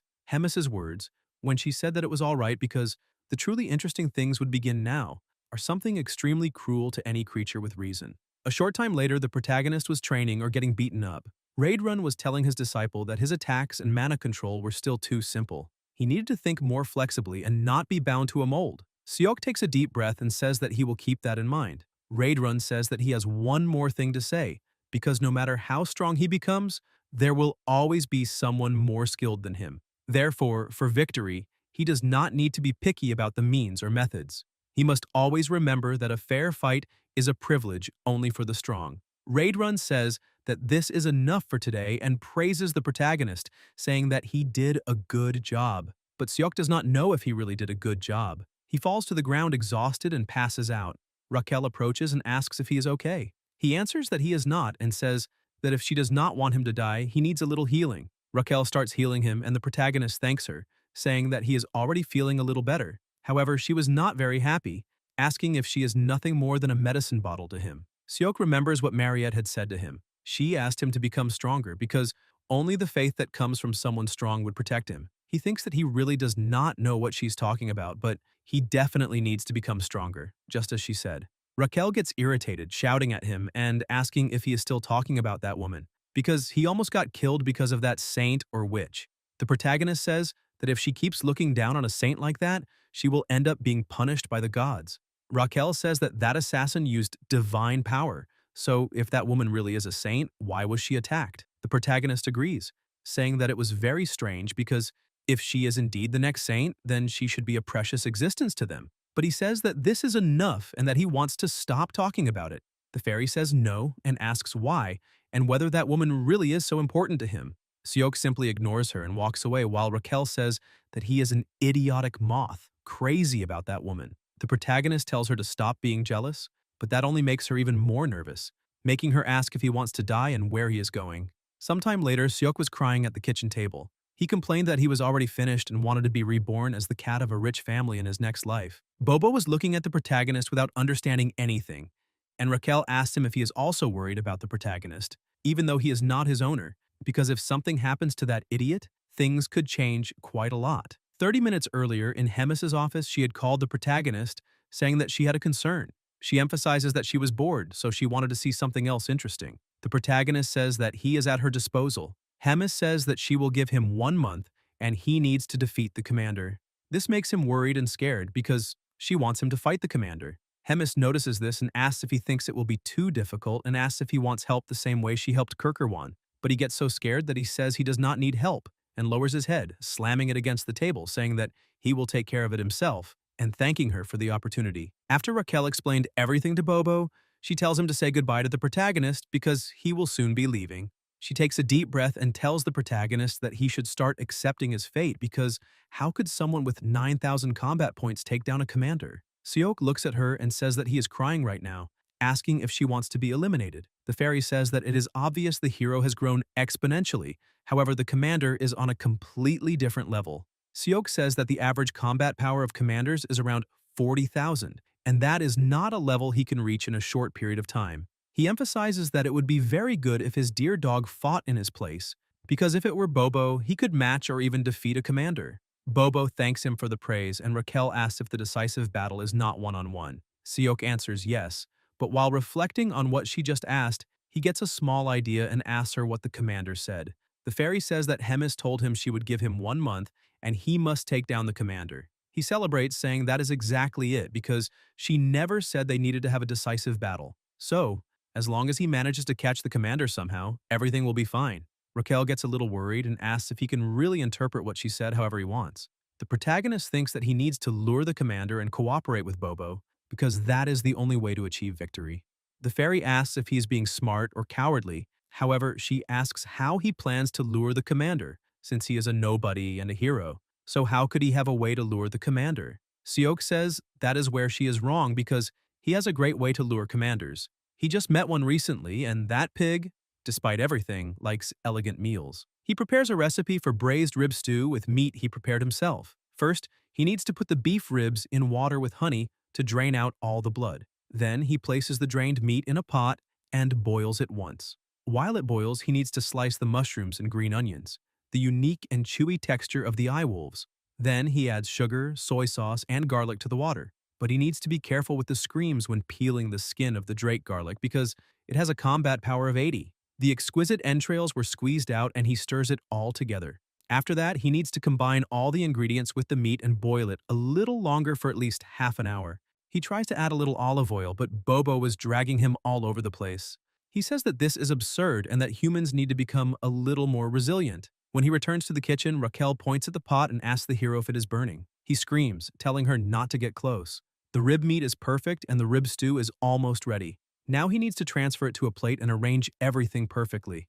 After the dish is ready, he sprinkles some chopped green onions on top. This is a dish that will steal the commander's heart and can be called flaming ribs. Doris was getting ready to eat and tells Jonggu that this is great because it had been a very long time since he last tasted an elegant paste, and handing Usaru over to the protagonist was a stroke of genius. Suddenly, one of his subordinates opens the door, telling Doris that the head chef is there to see him. Doris asks his subordinate to tell him that Usaru cannot be returned, but the subordinate says that is not what the protagonist wants, because he would like to personally serve a meal he prepared himself as a form of gratitude. Hearing this, Doris becomes enthusiastic, because that boy's cooking must be incredibly delicious, so he had always wondered just how good it could be. Suddenly, someone knocks on the door and Doris tells them to enter. The protagonist enters carrying a flower in his mouth, making a heart with his hand and holding the dish, saying that it has been a very long time since they last saw each other. Doris remains impressed and tries to control himself, asking if this is right and questioning whether the protagonist is there to express his gratitude. Seok says that thanks to Doris, he managed to secure his position as head chef. For that reason, he is apologizing for the delay in greeting him, because he has been very busy recently. Doris says that he understands and that it is all right because that sometimes happens. Seok starts smiling, saying that this is his humble food. He shows the dish, saying that these are roasted ribs prepared with all his gratitude, so he would very much like Lord Doris to try them. Just from smelling the aroma, Doris's mouth starts watering and he prepares to taste a little. The protagonist thinks that with this dish, he will become the god of head chefs, wondering if Doris will be able to withstand all that flavor.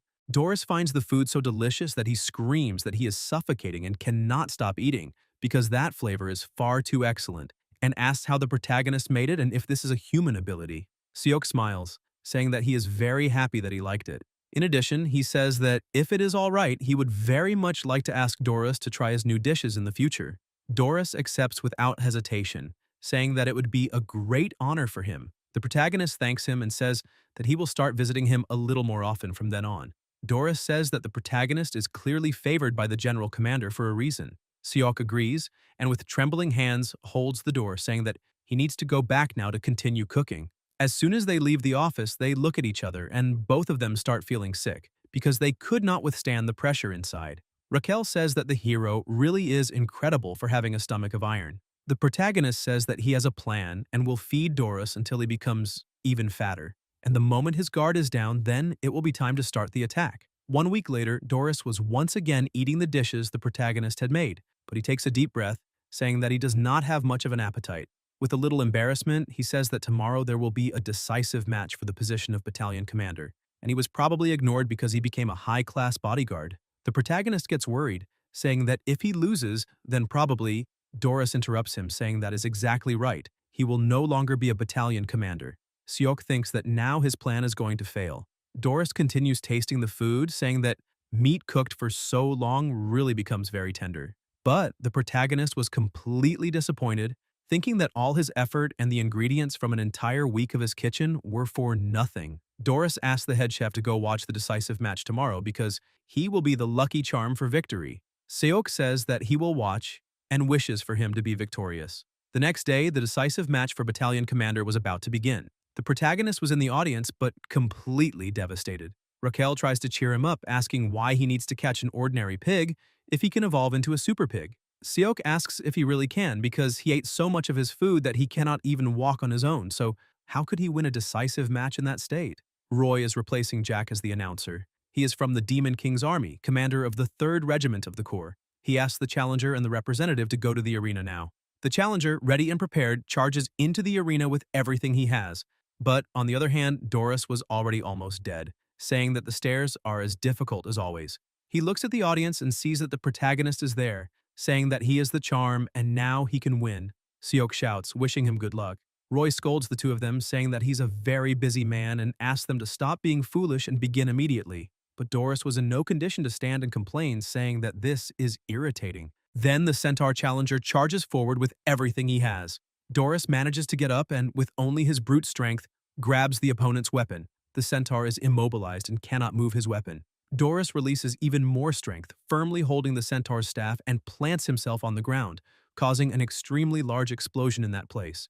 Seok gets startled, saying that the shockwave managed to reach all the way there, and even Raquel did not know that such a thing could be possible. Seok thinks that it was a fleeting moment, but the result of that battle is clear. Roy stands up and starts leaving, saying that Doris is several levels above his opponent, and therefore, he is the winner. He managed to destroy his opponent as if he were a simple ant. Because of this, the protagonist had to make a change to his plans that night, at the Bobo's house. Seok thinks that maybe stealing alone will not be enough, so he decided to reformulate the operations strategy.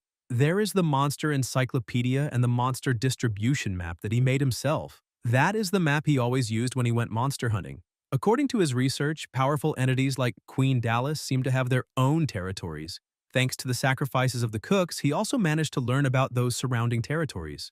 The fairy gets a little worried and asks if he is sure, but the protagonist asks her to listen carefully. In Korea, there is a 4-character idiom like that: dominate the enemy with the enemy itself. If Doris is strong, then they only need to attack him with even stronger monsters. 3 days later in the enormous forest, Raquel was frightened, saying that she had been memorizing the entire Beast Encyclopedia for 3 days straight and her head felt like it was going to explode. The protagonist says that this is exactly why he had said they should split it up. She emphasizes that just thinking about that map makes her feel like vomiting. The protagonist shows that the first target is 1 kilometer from their current position. In addition, they have an appearance similar to an earth dragon, but they are a unique entity. Raquel says that it must be a surfiv. In the ancient language, it means forest dragon. Similar creatures include the morstic and the estonvia.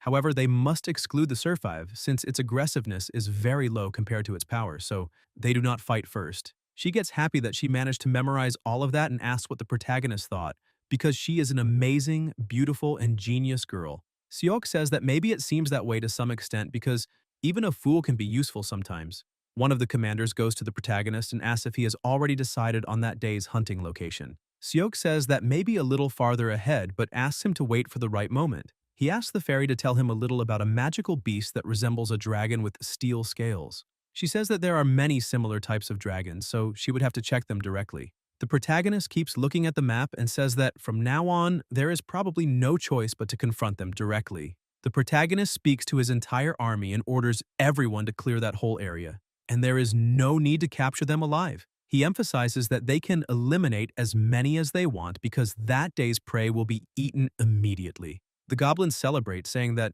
the head chef has finally regained his senses because they can eat and enjoy themselves.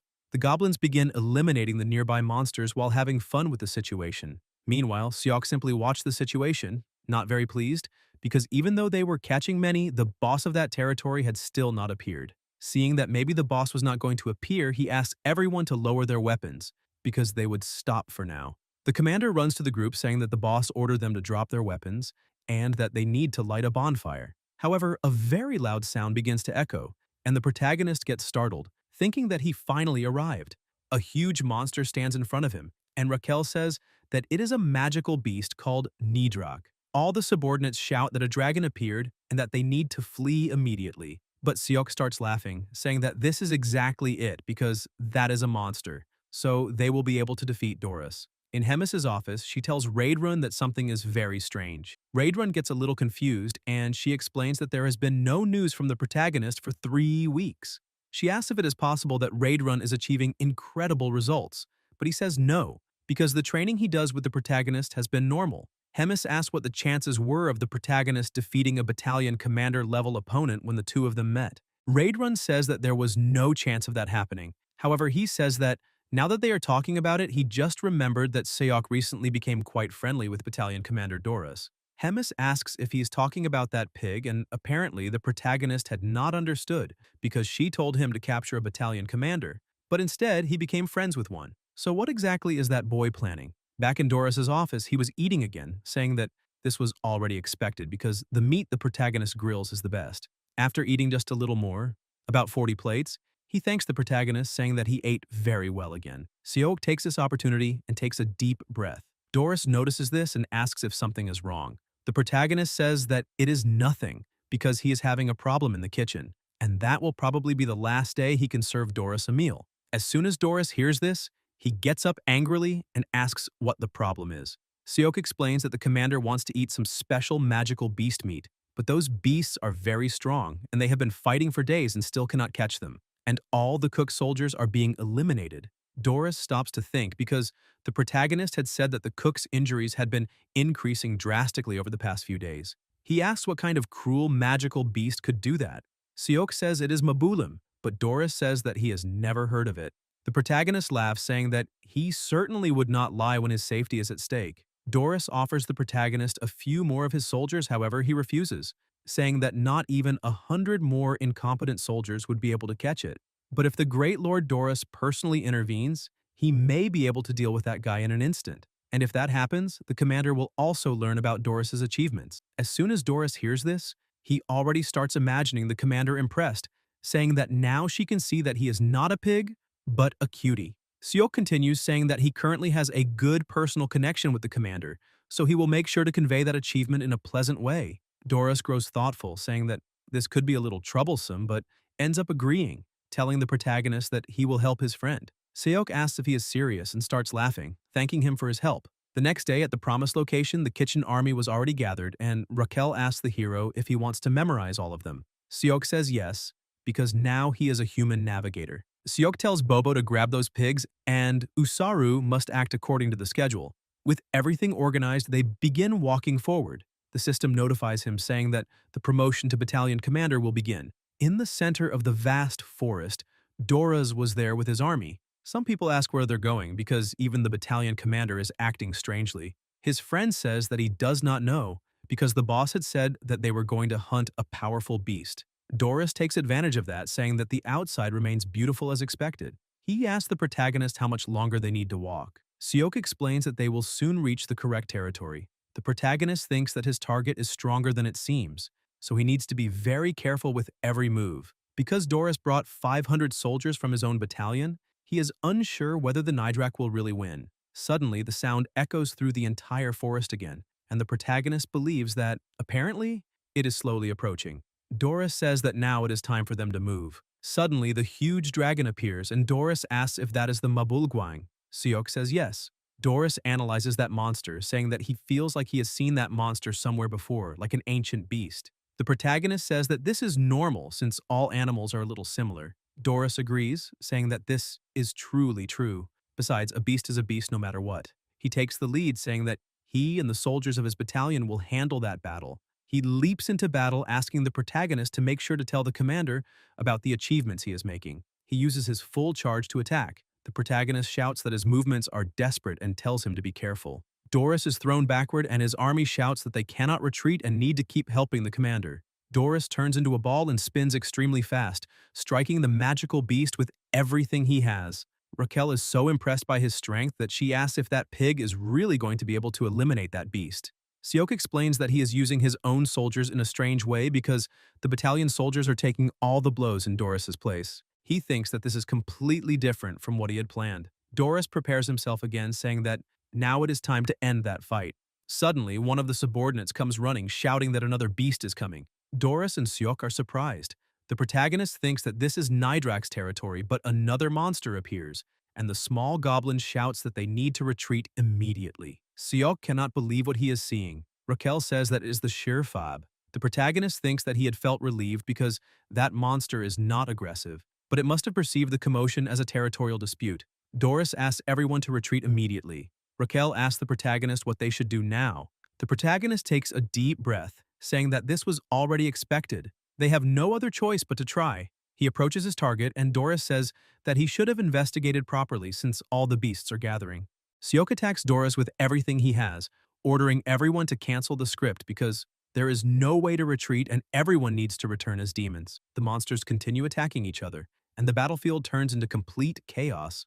Doris, who was up above, starts asking where that sound is coming from, whether he was really betrayed, and whether that mysterious relationship never happened. He starts losing control, questioning how a mere human, a worm, dares to do this to him.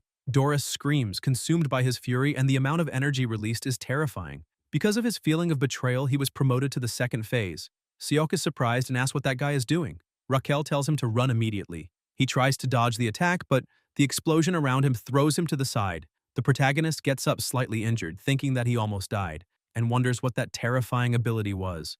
Doris was completely consumed by his rage, saying that he would tear the protagonist apart. Seok starts getting worried, thinking that this is dangerous, and wonders where Bobo and Usaru are.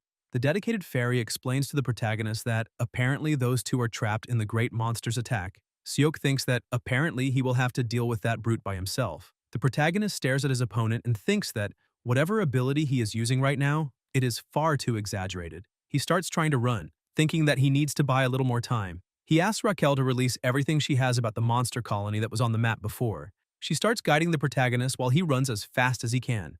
Doris was also running after him, asking if he really thought he could escape. While running, the protagonist smiles, thinking that although normal monsters avoid the strong, if they are not field bosses, if the habitat has a young individual, then the story is different.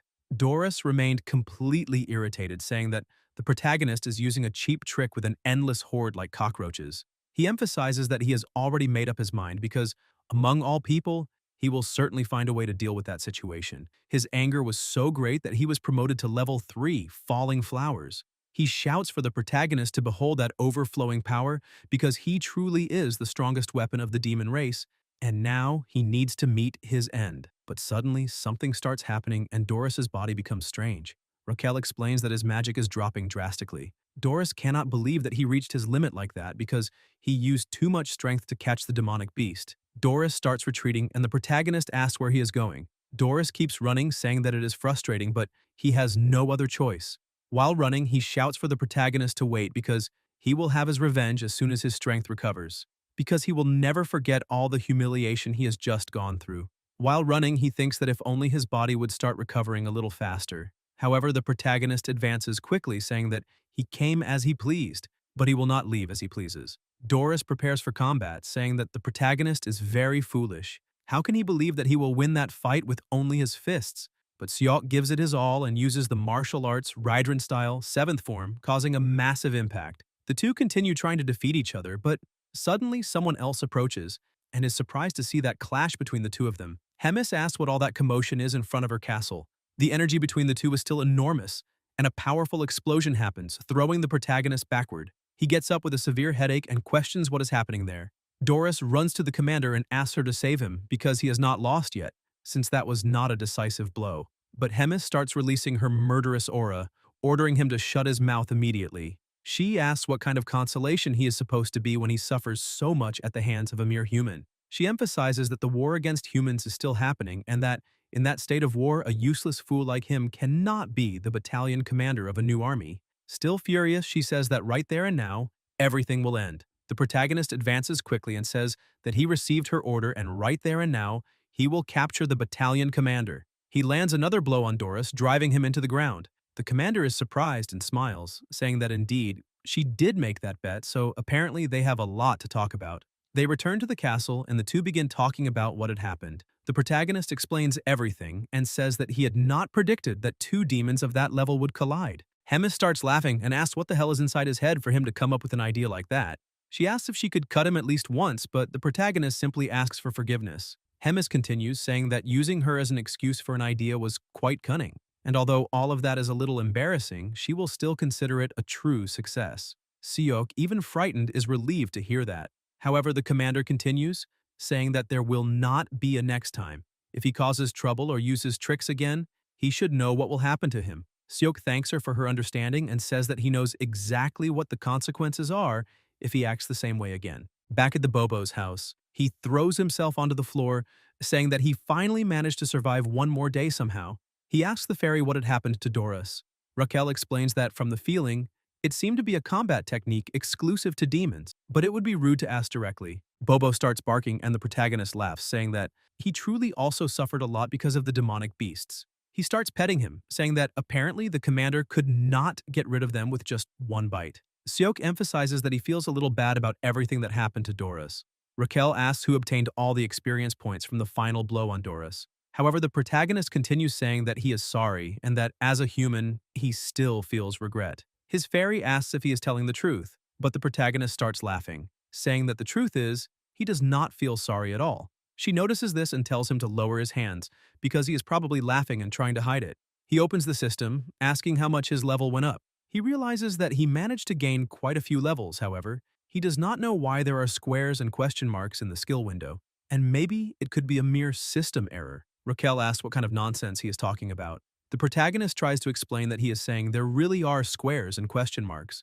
The fairy emphasizes that the hero system cannot have errors, so she needs to know whether he is joking with her or not. But the protagonist gets irritated and tells her to leave that matter aside. Raquel grabs the glasses and tells the protagonist to stop talking nonsense, because she is going to measure his combat power to celebrate reaching level 48. He agrees because it has been quite a while since they last checked his combat level. She starts looking and says that the result is 13,936. The protagonist is impressed, saying that he really went up a lot because it felt like just yesterday that he was trembling with fear in front of a single goblin. Raquel says that she already knew this would happen, so her plan secretly prepared this. She grabs a glass of beer, saying that she wishes for his success so he should drink to celebrate.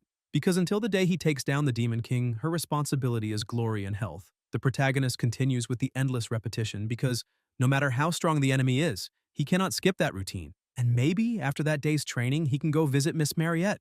Raidrun arrives at the training field and says that he is arriving at the royal palace a little earlier today. The protagonist wishes his master a good morning. Raidrun says that he heard he managed to defeat Commander Doris and congratulates him. Seok is happy and thanks him. However, he emphasizes that he would like to ask something about that fight. Seok asks his master if he knows the art of Flomo.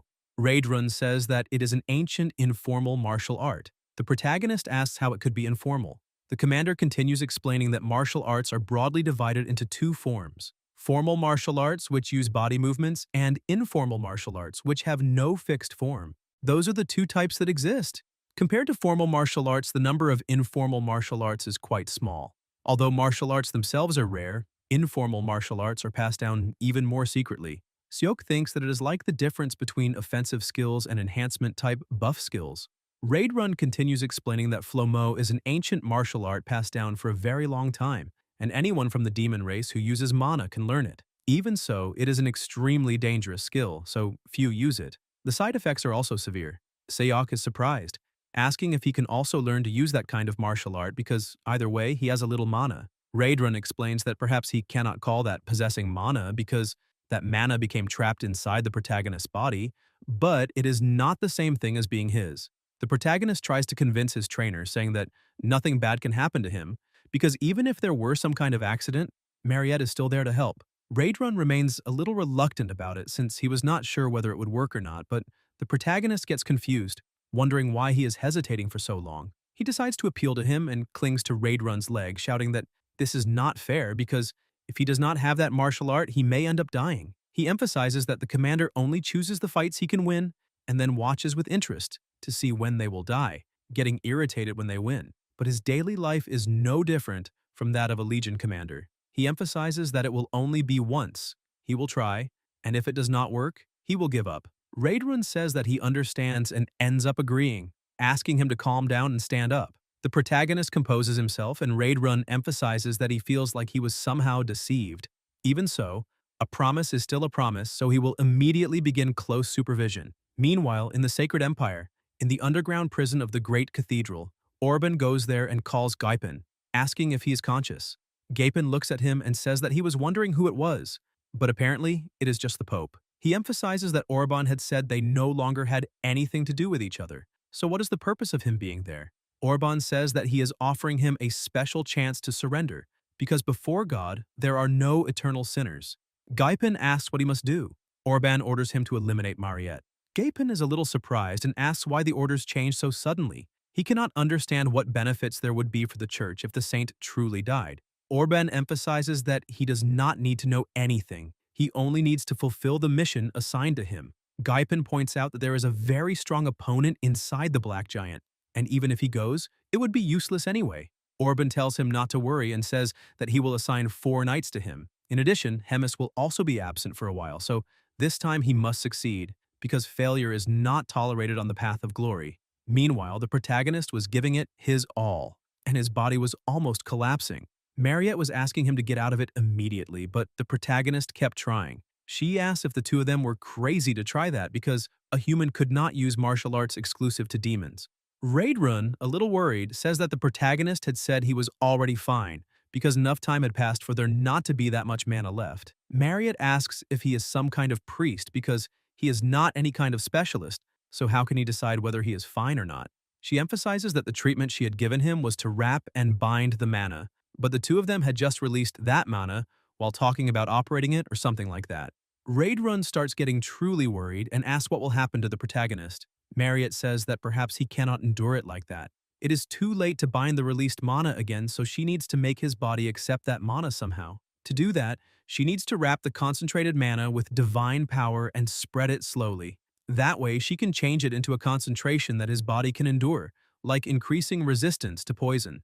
Raidrun is impressed and asks if that is really possible. The saint says that she does not know exactly because she has never done it and there are no precedents. There is also the possibility that the mana in his body will rebel against the divine power and become even wilder. But if it comes to the worst, either way, they have no choice but to try it. She starts releasing all of her divine power, trying to make it stop. A short time later, the protagonist wakes up in his bed, a little lost. He gets up asking what had happened because it seems like a lot had happened. Suddenly, Bobo and Raquel jump on him with everything they have, saying that he finally woke up. The fairy asks if he really does not remember anything. Seok explains that his memory cuts off after he learned Flomo and the situation is abnormal. While looking at what had happened in his status, he becomes a little surprised, asking what that is. Suddenly, Raidrun and Hemis enter the room and she smiles, saying that she had warned that he would already be awake. Seeing her, the protagonist gets up to greet the Legion's general commander, but Hemis tells him to sit down because, with that body, even crawling is probably the best he can do. She explains that Raidrun told her everything. A mere human tried to use mana. She asks why the protagonist had not told her about such an interesting matter. She emphasizes that this is the work of a saint, and he is worthy of being revered as a true saint, and it is not bad at all. The protagonist is confused and asks what that story is. Hemis keeps smiling and says that a boring conclusion is not fun, so this time she will personally and specially help him. Seok becomes a little frightened by that, but the commander asks why he is so reluctant, emphasizing that he is her aunt and is terminally ill. Suddenly, a powerful wave of energy turns into something resembling a serpent and strikes the protagonist. The commander says that he can consider that a true honor. Seok slowly begins to lose consciousness, but the commander tells him not to worry. She tells Raidrun that Seok will be fine after sleeping and waking up later. But now they need to return to the office because the Demon King suddenly called her and has something for her to do. At the Bobo's house a few days later, Marriott tells the protagonist that that day's treatment is already over. Since the magical energy incident, she has been helping him. Seok smiles and thanks her once again. She thinks that it has already been 4 days since she has been taking care of that boy, and no way, because in the end, it was his will that overcame that difficulty, because he is also the only hope she has. Seok notices that she said something and asks what it was. She changes the subject, saying that his treatment is already over, so she will leave now. But he was still thinking about the meaning of the words she had just said, because there are many things he wants to ask about what is happening in that world, because he is still a stranger in that world. But now he can only wait for the day when she tells him everything herself. Inside the royal castle, Raidrun tells the protagonist that he is only teaching him the theory of mage manipulation because the protagonist had insisted so much, but he must ask Seok not to overdo it.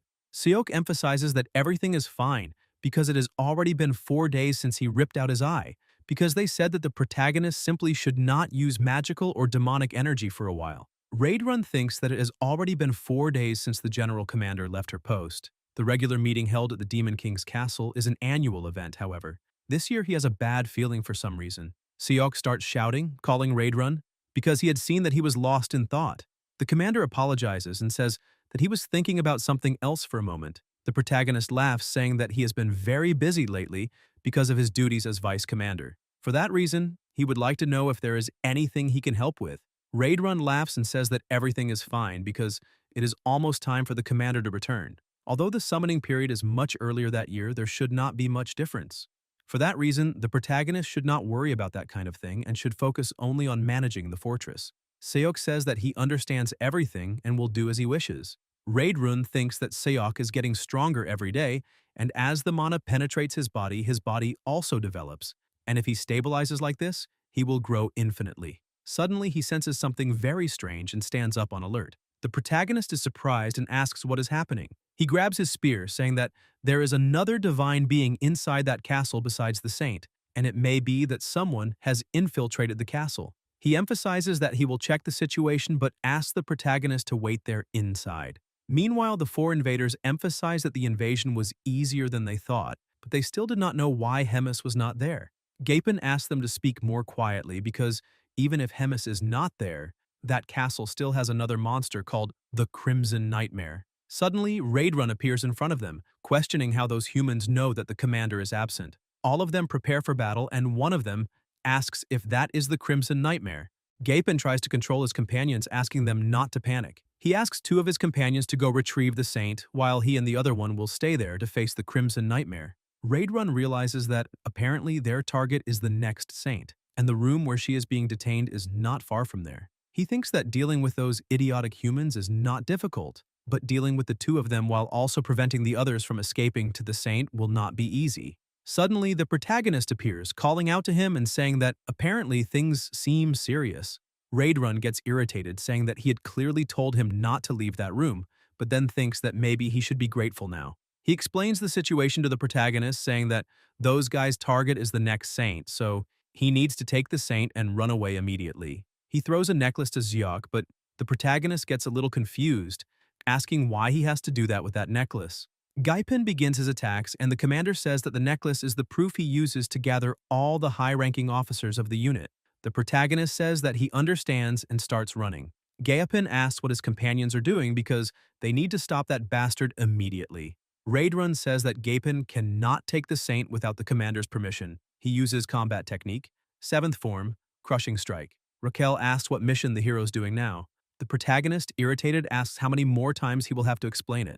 The system was saying that wicked humans had come to reduce the number of innocent people. As a hero, the protagonist has the duty to protect the next saint, and maybe he does not know it, but if they overcome difficulties together, love may bloom, so he must protect the saint. In addition, if he completes the mission, he will gain 1,000 hero points. Seeing all that information, the protagonist becomes more and more confused. He opens the saint's room door all at once and says that they need to run away immediately because there is a human attack. She is surprised and asks what is happening. The protagonist says that he does not know the exact details, but it seems they are there, like last time, to take her.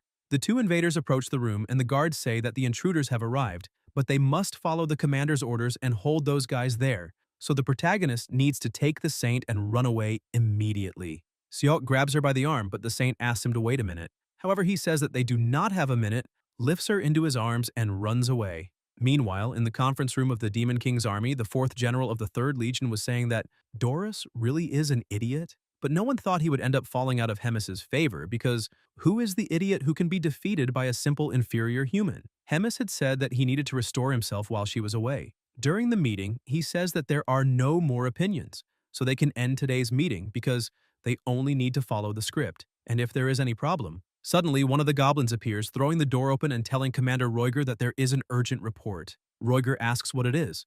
The goblin says that the human chief has Raidrun's necklace, that humans are attacking the castle, and that they are targeting the saint. Roiger gets irritated, asking what all that noise is. The protagonist finally manages to reach him with the saint, and Roiger asks him to explain in detail the report he just sent. Seok starts explaining that Raidrun sensed divine power and ran out, but it turns out the humans are trying to eliminate the saint. Roiger gets a little lost, questioning why the humans are attacking, and the saint at that. He asks the protagonist to speak a little more slowly and calm down. He notices a noise and shouts for everyone to act because they are witnessing a human attack and need to raise the fire signal. The target is the saint, and they need to protect her. Roiger thinks that this is still unbelievable because the humans are really trying to eliminate the saint. Roiger realizes that he is too far away to try to stop those two who are attacking, and maybe they might achieve their goal of eliminating the saint. But Seok activates the combat technique, Raidrun style, 7th form. He pierces through the two of them with an extremely powerful attack, saying that he will protect the saint no matter what happens. Raidrun had already eliminated one, and Gaipin only says that he was a loyal friend who died so uselessly. The commander thinks that using a subordinate as a shield must not be a good thing. He emphasizes that he expected more. However, he has to admit that that boy is strong, because even considering that divine power is a natural enemy of demonic energy, Gaipin must still be at the level of a division commander. This makes the commander wonder if this is the level of those revered as heroes by humans.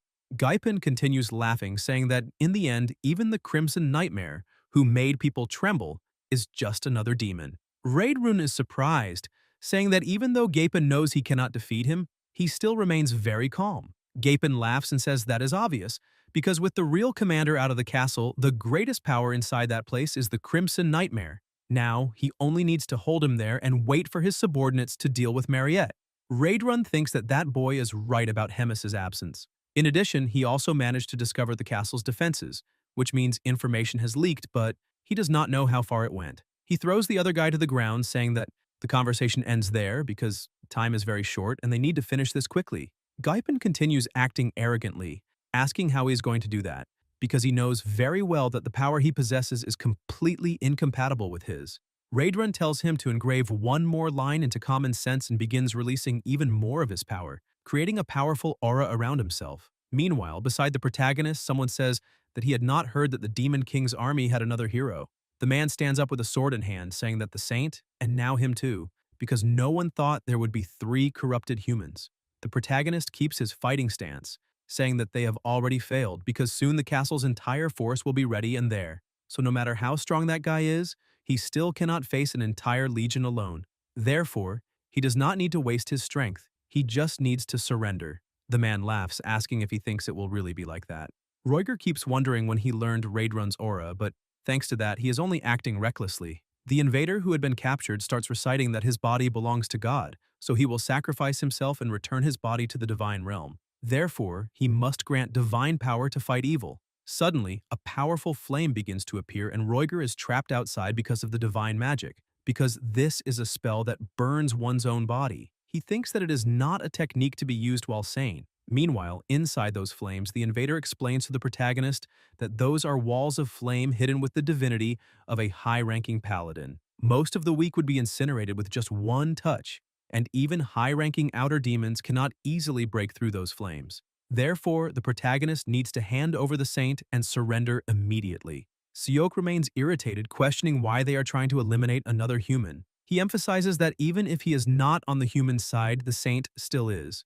The invader asks what kind of nonsense he is saying because, after everything that happened, how dare he say that kind of thing? Marriott tells the protagonist that this is not the case because the Sacred Empire abandoned God long ago. Seok is surprised and asks her what exactly that means. She explains that all they want is a well-behaved puppet, and it does not matter whether the puppet is truly a saint or not. The invader slams his sword against the ground, saying that this emotional melodrama ends right there. He tells the protagonist to come forward because he will give him 10 seconds for everything to end. Seok starts thinking about how long he can resist against that guy, but all he can do is one thing because only one path remains. He starts concentrating and activates Flomo, first phase.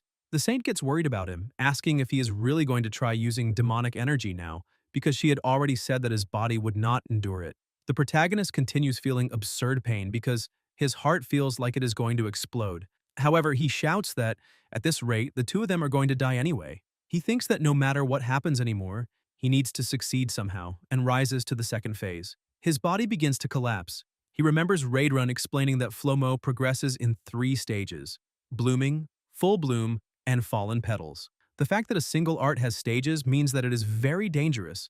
That is why he must not move on to the next stage until he has perfectly controlled the first stage. He thinks that he has heard that so many times that his head is full of it. Like a true demon lord, he begins releasing an intense and murderous aura, apologizing to his trainer.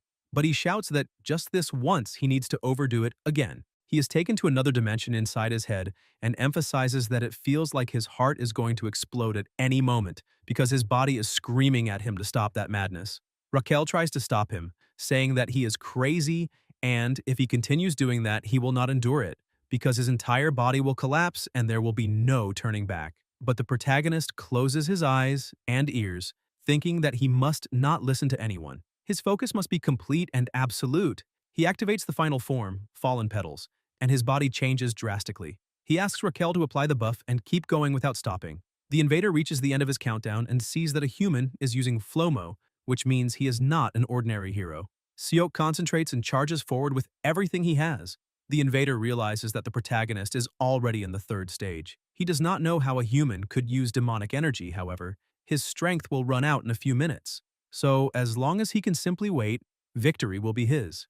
But Seok uses a hand movement to deflect the sword with his own wrist and lands a direct blow on his opponent. The invader begins to tremble, saying that Guy uses cheap tricks and is a human fallen into corruption through demonic energy, and maybe he has no shame about any of it. Seok realizes that he is getting close to his limit, but if he collapses now, he will lose the opportunity to save the saint. He remembers his master saying that Flomo is a technique that pushes the body to its limit.